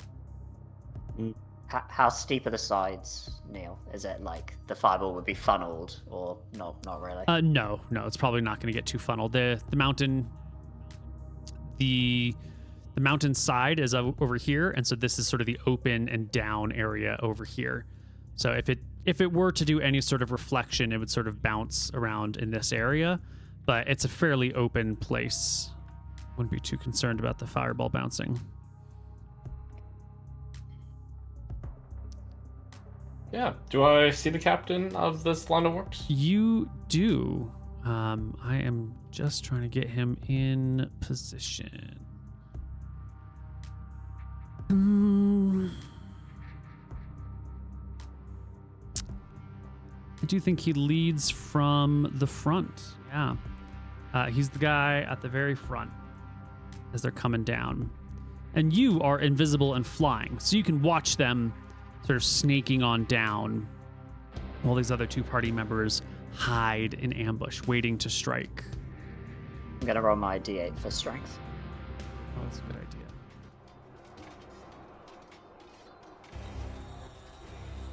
That is a sad roll. Oh. Got a bad feeling about this. Alright, this is like one of the best possible fireball. I see them going down this area, and I think this is probably the best possible timing. I was testing to make sure Fly wouldn't run out. Since it's still up, that's great. I'll use that to get the opportunity to, from above, cast the fireball down 20 feet away from the leader, so it hits as many of these orcs behind them as possible. A great many. Probably this line of 3. Yeah, a great many orcs will be caught by this fireball. As you watch the whole procession come down, you wait for the optimal timing. You release the fireballs from your hand. The orcs are absolutely caught by surprise. Roll me 7d6 for damage. Ooh. Oh! Nice. All of the minions will die to that damage, even if they pass their saving throws. 1, 2, 3, 4, 5. Yes. All of these orcs immediately die. The captain, the one in the front, the one with the glaive, needs to pass a saving throw versus spell for half damage. And if he passes, he just might survive.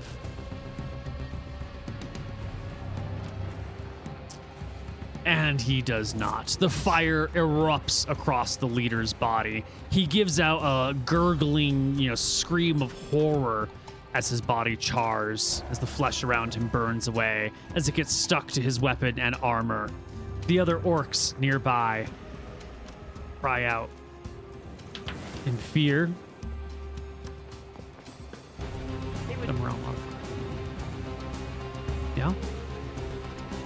Would they naturally avoid that area and kind of rush towards us?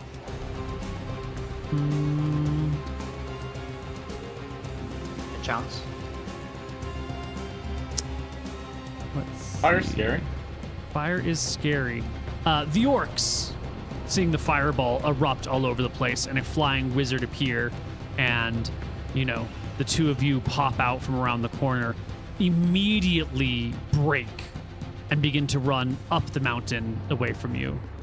You're more than welcome to roll initiative and try and hunt them down, but this seems to have at least broken the initial shock of troops. Grab that glaive. This is great. They flee. Should we pursue them, Captain?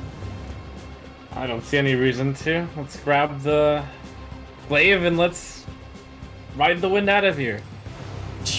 Okay. Hit and run. You hurry over. You grab the glaive. It's like stuck to the orc's hands as his flesh has charred and burned around it. But with a good rip, you can pull out the glaive and some skin together. I stick my old one directly into his chest. Leave it sticking out, and I take the new one.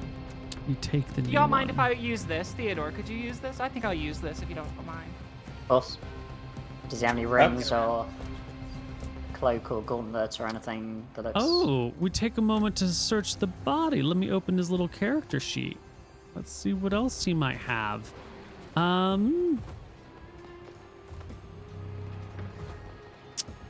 He has splint mail armor, and he has some... God, I need to start making saving throws for these things that were fireballed. Hold on. Let's see what has survived and what has failed. Theodore, since you're searching, leather versus magical fire. Roll me... Really? That's a great saving throw. Roll me a 5 or better on a d20. Absolutely. You know what? His hands weren't that stuck to the glaive after all, because he has a pair of gloves that are just like the purest, like gentle, soft doe skin on the hands, despite the fire coming nearby, with like sturdy elk cuffs that come all the way down, like gauntlet style gloves that come way on the backside, and nice little stitching on the tops of fingers so you can still like hold and manipulate things quite well. Excellent gloves of war. Oh, I take those. Yes, he has his splint mail. I need you to make me a 6 or better on a d20. Splint mail is too charred and too far gone and too attached to his flesh to do anything with. The glaive. Should we roll a saving throw for the... He failed a saving throw. The glaive might be affected. It's possible that the glaive is damaged by the fireball. So unlikely, but isn't it technically possible? If you fail your save and you get killed by a big magic, you'd have bonuses. You need to roll me a 4 or better on a d20 to keep the glaive alive. Yeah, glaive is fine. And I think everything else on him is unimportant. No coinage. He's got like a helmet with a little mask on it.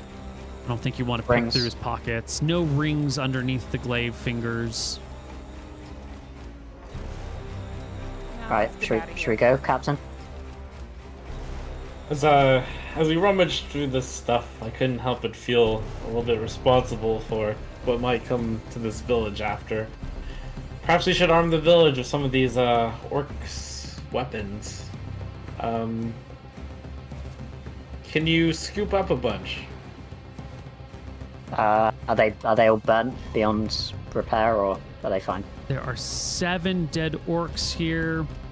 They are carrying axes. They need a 7 or better on a d20. I'm just going to roll them real quickly here. Are 7d20. 4 of them are destroyed. 3 of them are in good condition. I scavenged the 3 that are in good condition and like carry them under my arm or something. Not sure this will be much help, but we can drop them off. That's hardly worth the effort. Let's get out of here. Alright, I drop them on the floor. We'll cast Ride the Wind. We'll ride out of here. We're on the mountain. Your fly is soon to wear out. You're gonna cast Ride the Wind from up here. And where are we going? Because we're on the south side of this mountain. Wherever the wind goes. Wherever the wind goes. That's exactly what I like to hear. The winds blow in this direction. So you ride the wind, and I think you're going to end up steering like this. The question is, do you have enough elevation before you hit land to reach the water? And if you do touch ground, does it end Ride the Wind? Or does it continue for the whole duration? Let's see. You can control your altitude by rising or descending at a movement rate of 12, but you're at the mercy. Oh, you can ride up or down. Oh, yeah, so you don't actually have to worry about falling, about declining. Virtually weightless. We can't control our direction, we can just control our altitude. Right. You're going to want to somehow be attached to one another then, because you can't control your direction very well. I don't have a rope. Someone has a rope. Theodore, did you bring a rope? Tell me you brought a rope. I figured just holding hands would work. Holding hands yeah, would work too. Rope. I have 25 feet of thin rope. Easy peasy. You quickly spread the rope out between you all. You catch Ride the Wind, 1 creature per level. The 3 of you get it. You leap into the air. You ride the wind down the mountain, around the mountain as the winds blow ever northward. And it blows out this way.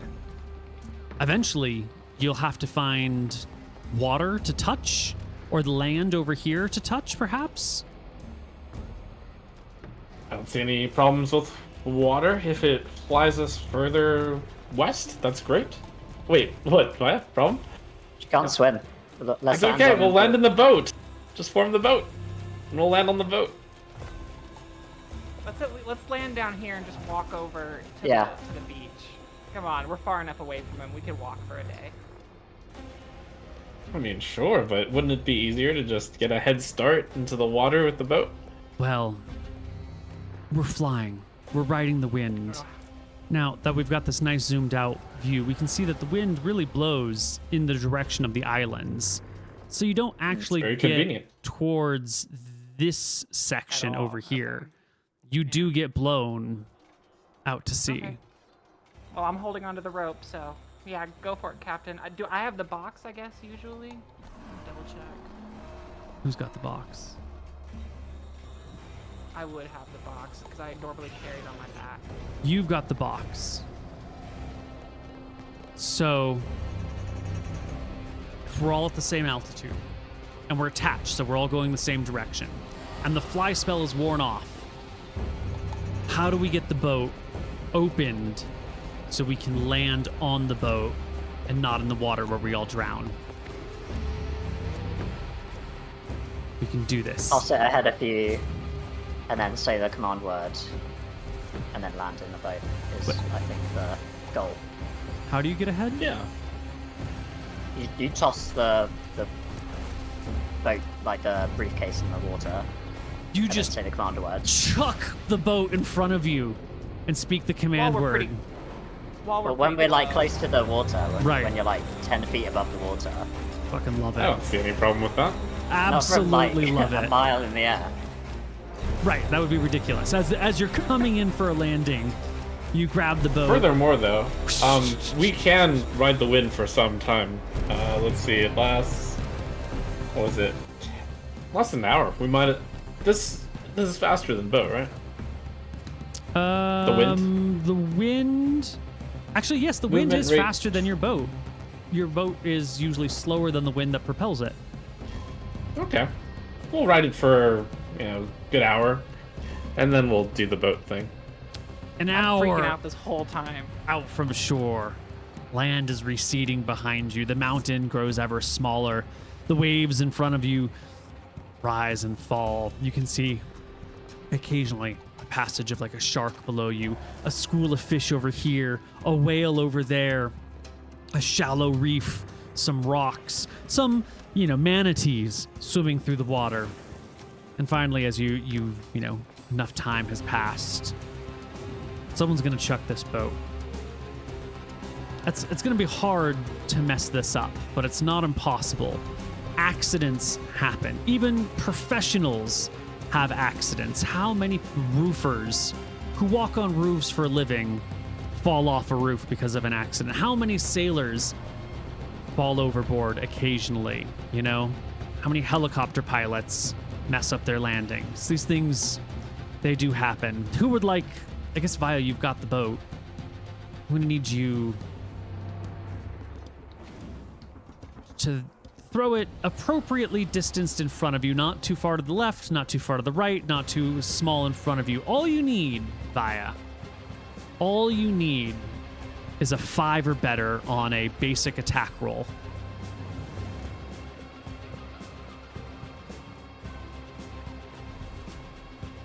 Oh, so easy. Natural 9 plus 3 for level. It's an 11, a 12. Totally fine. You toss it in front of you. Someone speaks the command word. It becomes a boat. The party wants to land on the boat. Since you've got a rope between you, each of you makes a dex check to land on the boat. Should be easy. And if someone fails, you've got a rope. You should be able to pull them up. Via fails. Vincent makes it. Theodore makes it. Someone can help Via up, right? Surely. Well, Yeah. that's a lot of mass. That's missing the boat. On a strength check. I do. I want a strength check from Theodore. With your +2. Oh, 34. you're fine. You're fine. Via's fine. You hit the boat. She falls in the water. You grab hold of it before she sinks too far, and you hoist her back up. Why were we even concerned? Ooh. Phew, well, we must have to learn more about the stuff before we figure out how to open up that gateway. Surely it wasn't just as easy as speaking those names. Well, a little too late, I suppose. I mean, that would be ridiculous. Hopefully we will... maybe we'll find more on our journeys clockwise, but if not, that's as we round back up, we have so many cloaks to drop back to Druckus anyways. Mm-hmm.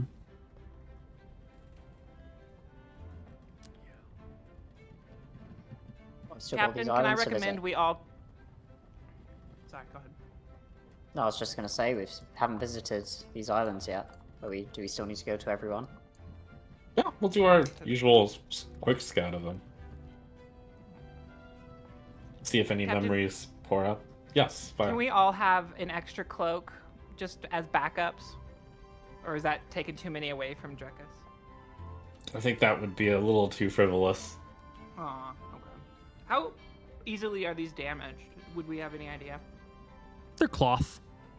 Just about as easy as cloth. They might have a little bit of like a +1 in resistance to damage above regular cloth, but they will fray that easily.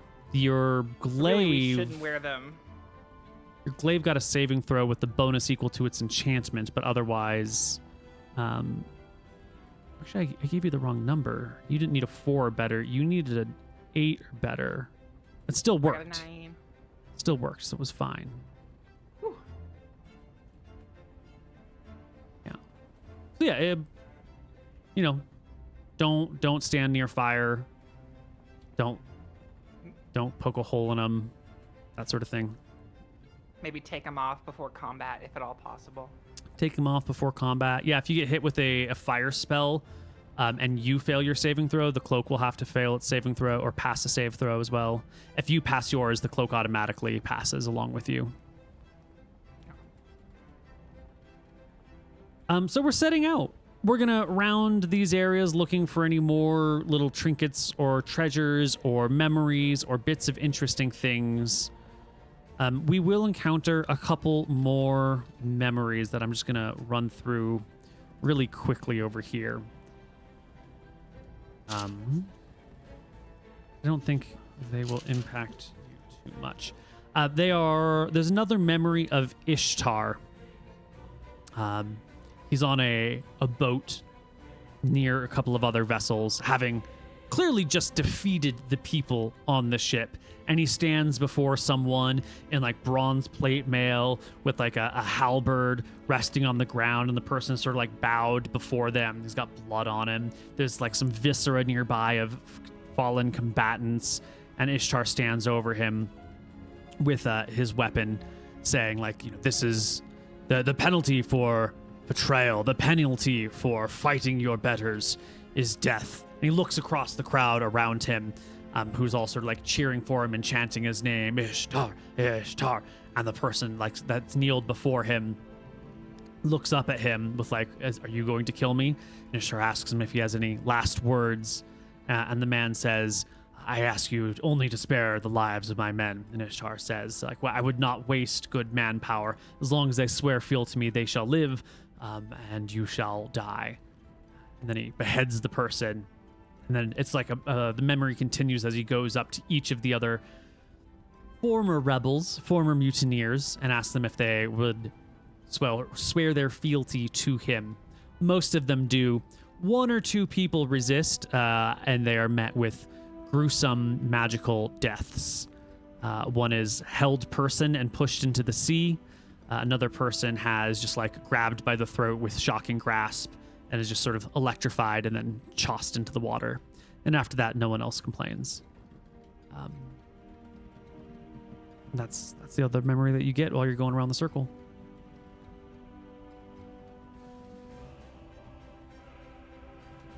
It sounds to me like the party is heading back to Druckus to return some of this loot.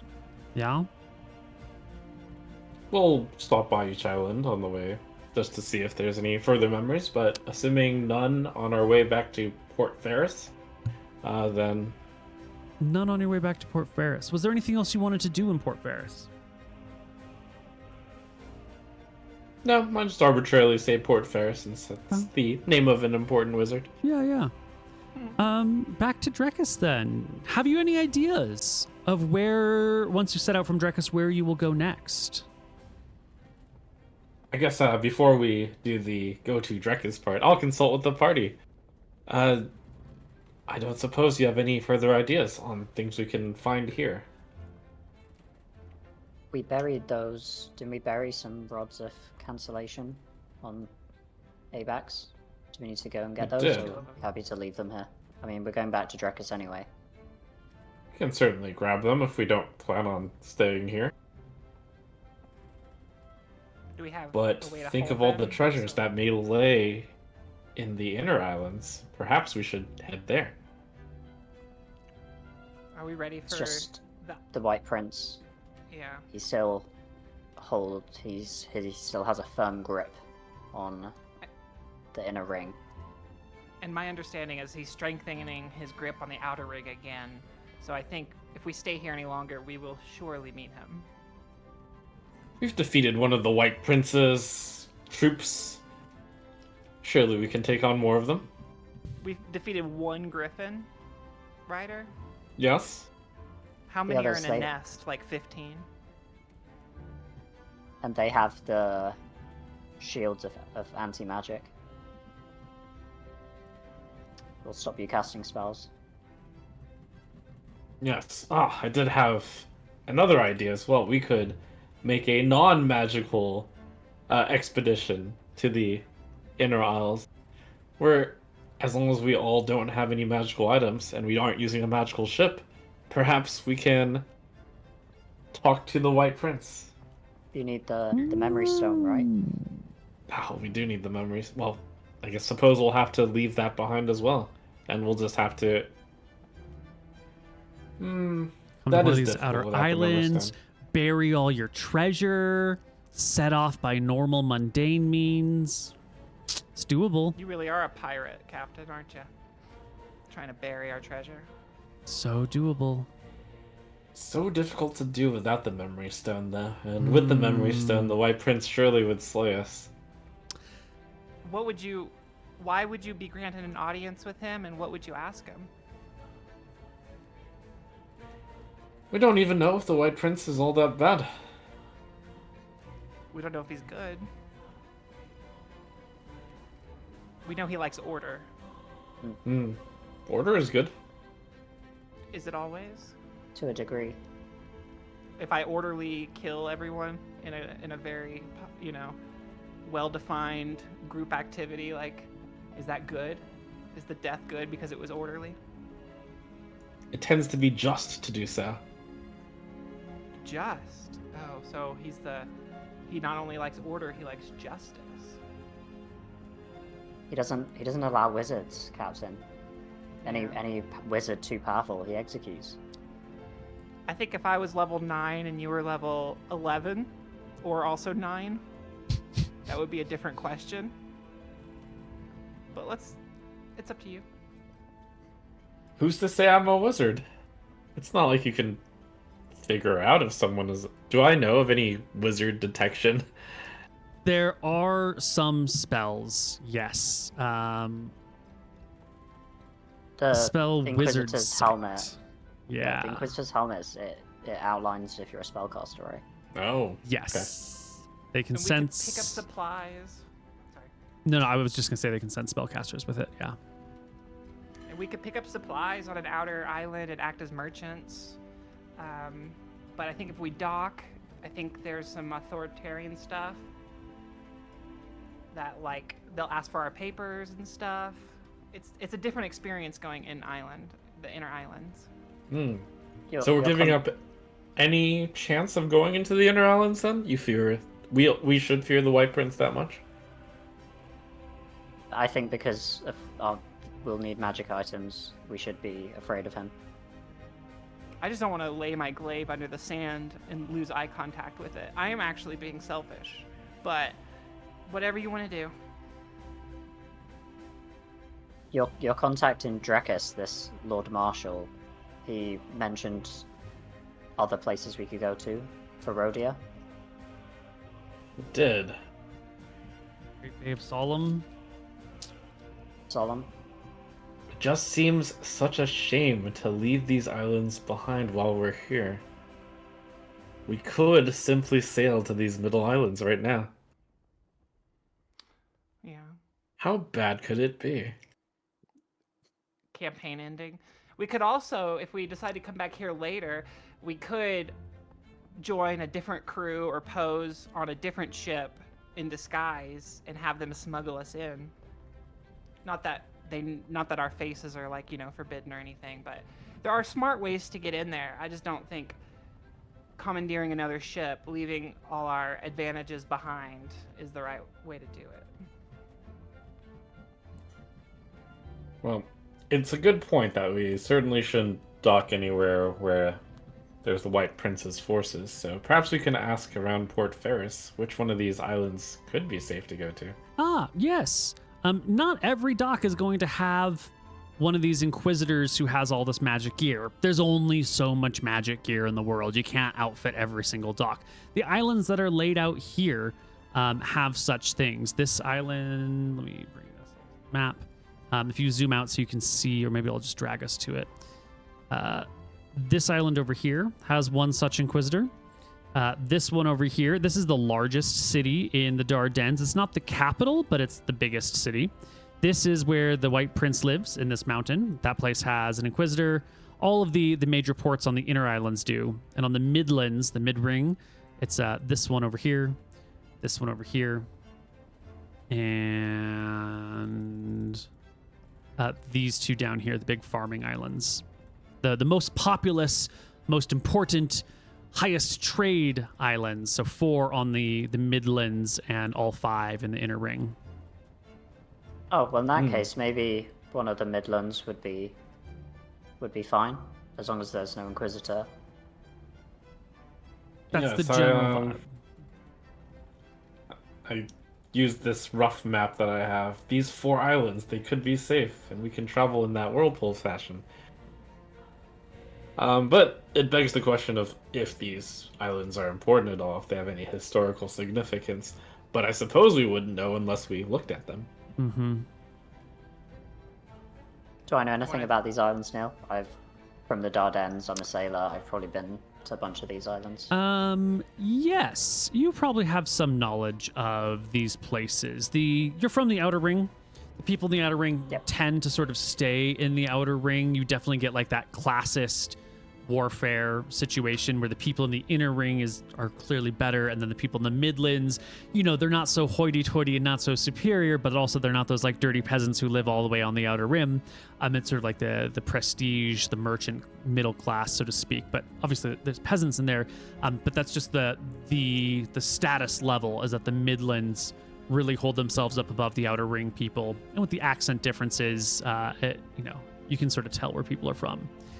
These islands, there's the big farm islands. These ones in particular, I don't have notes on yet. But let me just jot down some quick ideas.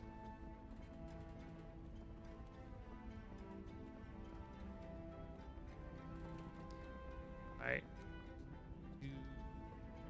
Dice.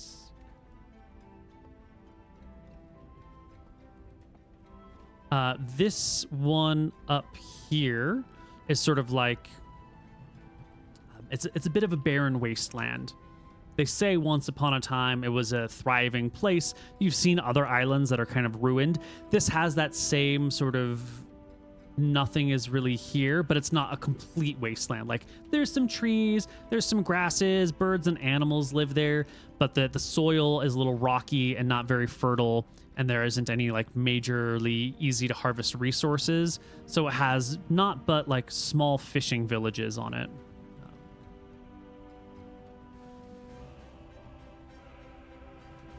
Fishing. The next one over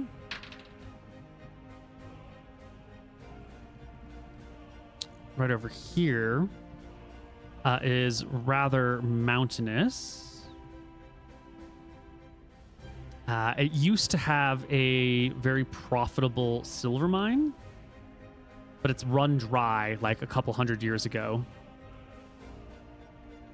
And so it's been on the economic downturn for some time, yet it still has enough wealth and infrastructure that it's been able to maintain going on. There's some good, what do we call it? Like jewelry makers and metal smiths on this island. They're known for their fine metal crafting or metal works. The next one over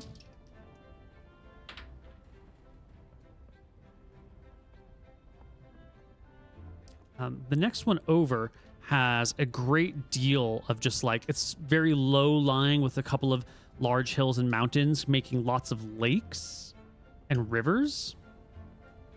The flora in the area is that not quite tropical, sort of like a subtropical. So it's not too hot. It's not too wet.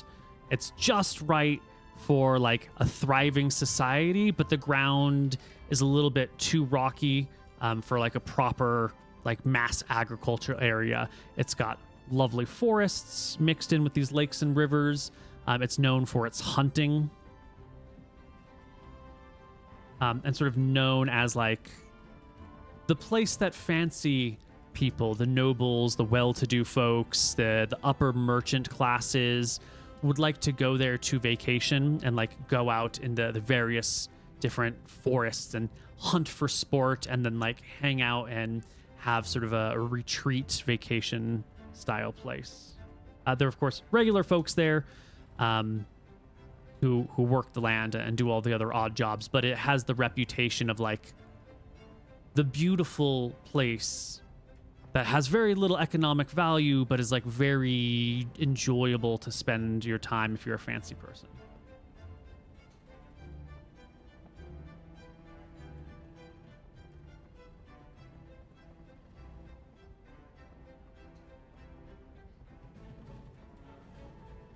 And the next one, ooh, also a very good roll.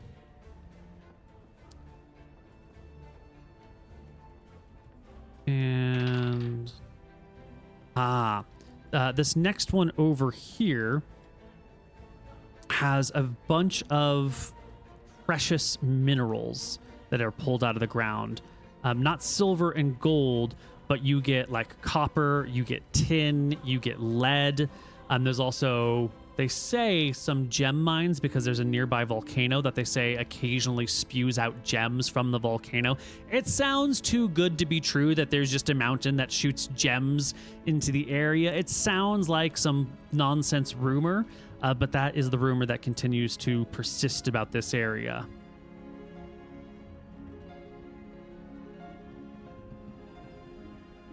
Okay. Thinking about the gateway we made, does it seem like it was made with anything precious? The gateway that you saw in Wexland? Yes. It just looked like plain old stone, not the same stone that the mountain was made out of. If the mountain stone was, gray with a tint of blue, this was like gray and whitish with a tint of orange. So the stone looked like it was imported from somewhere else. I mentioned to Theodore and Via, what we're really missing is the key to activating this gate, and perhaps one of the islands holds the memory of how to activate it. Maybe one of these middle ring islands is safe enough. Is that the type of thing you would want to make a memory of? Or is that the type of thing that you'd specifically not make a memory of so that that is a secret? It seems like a lot of secrets were held in the memory stone already. I don't see why you wouldn't, in order to pass the secrets down the generations. Or maybe it's so mundane that they wouldn't do it because why would you need to? Because it's so obvious how to access it. But I'm down. Let's do it. Are we still in Port Ferris? Yeah, I imagine this is the conversation you're having in Port Ferris. Weeks Is there a after... tattoo artist in Port Ferris? Wasn't there one here before? I think that was Alba. Alba, that was Alba Ah. Island. Yes. Well, Port And Ferris she died. definitely has a tattoo artist. It's a happening place. What would you like done? If we're here for the evening, I would like to have them copy one more tear on my face. I have 2 tears. I need a tear for Lynn. Ugh. For the friends you've lost. Along the way. Okay. They will absolutely do that for you.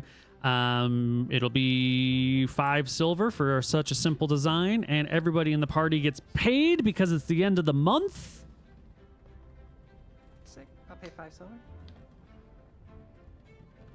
That's such a happening place. Sounds like it might have giant hair or granite and diamond dust. Ooh. Mm. We should check. I'm gonna stock up on rations as well. We have a lot in the boat, I think, still, or I should actually look before I say that. Let's Are see. you paying me $90 still? And did we just get paid? Yeah, I'll dock the ship 190. Oh yeah, we've got 272 rations. I'm gonna take 5 off that.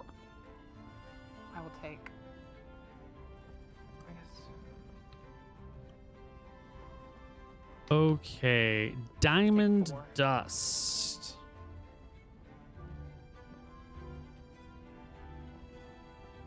Hmm.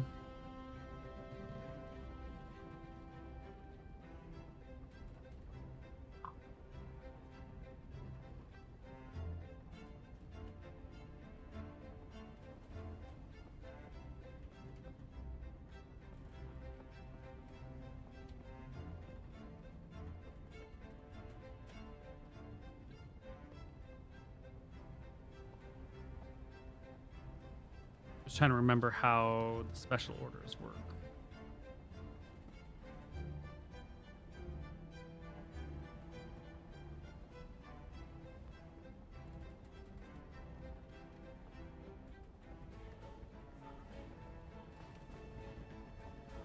I'd like to do one last thing and go to an orphanage if there is one here.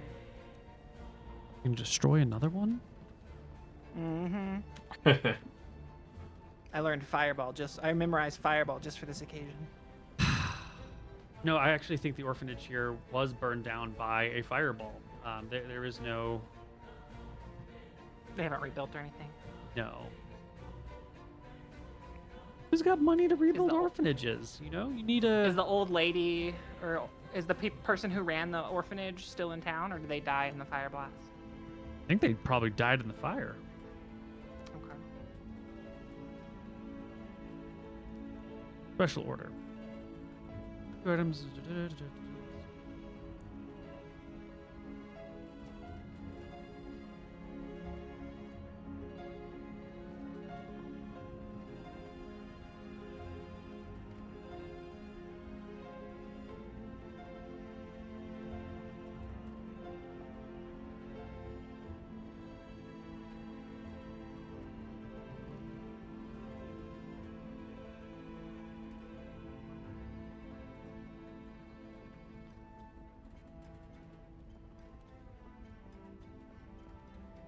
All right, I'm making some dice rolls.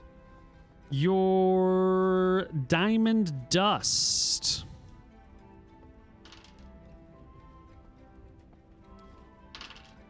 Your Diamond Dust is available, and the Giant's Hair is not here. These are also things that when you go back to Drekis, you can almost definitely get. Lord Richard Marshall is well connected. Drekis is a major place. If you go back there, he'll be able to special order these things for you, almost guaranteed. But you can get the Diamond Dust now if you would like. Nice, yeah. I will pick some of that up. Looks like that is 50 gold worth. Per. Yes, 50 gold per casting to get you some Diamond Dust. Is there a mayor? 2, who runs the please. town? Done. What'd you say, Vaya? Is there a mayor? Who runs the town? Of Port Ferris, there used to be some noble leadership, but now it's sort of like an anarchist collective. Everyone just sort of does their own thing, and You know, they haven't yet run into that problem of, oh no, a group is trying to take over. Okay. But soon, that could be you. You could get off the ship here. You could rule this town. You've got a magic glaive. That could be you.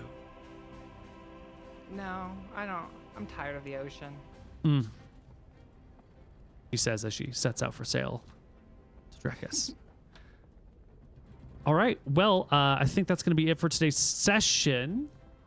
When we come back next time, we'll do a little bit in Drekus, and then we're coming back and going to one of these islands, yeah? One of these Midland Islands, is that the plan? Or did you want to island it before Drekus? That's true. What is... I want to know what to have prepared for next session. Yeah, thoughts via Theodore. Maybe do the islands first since we're still here, and then go to Drekus after. Yeah, I could definitely see us going somewhere other than these islands after, since we did get a few leads. Okay. We're going to stick around here.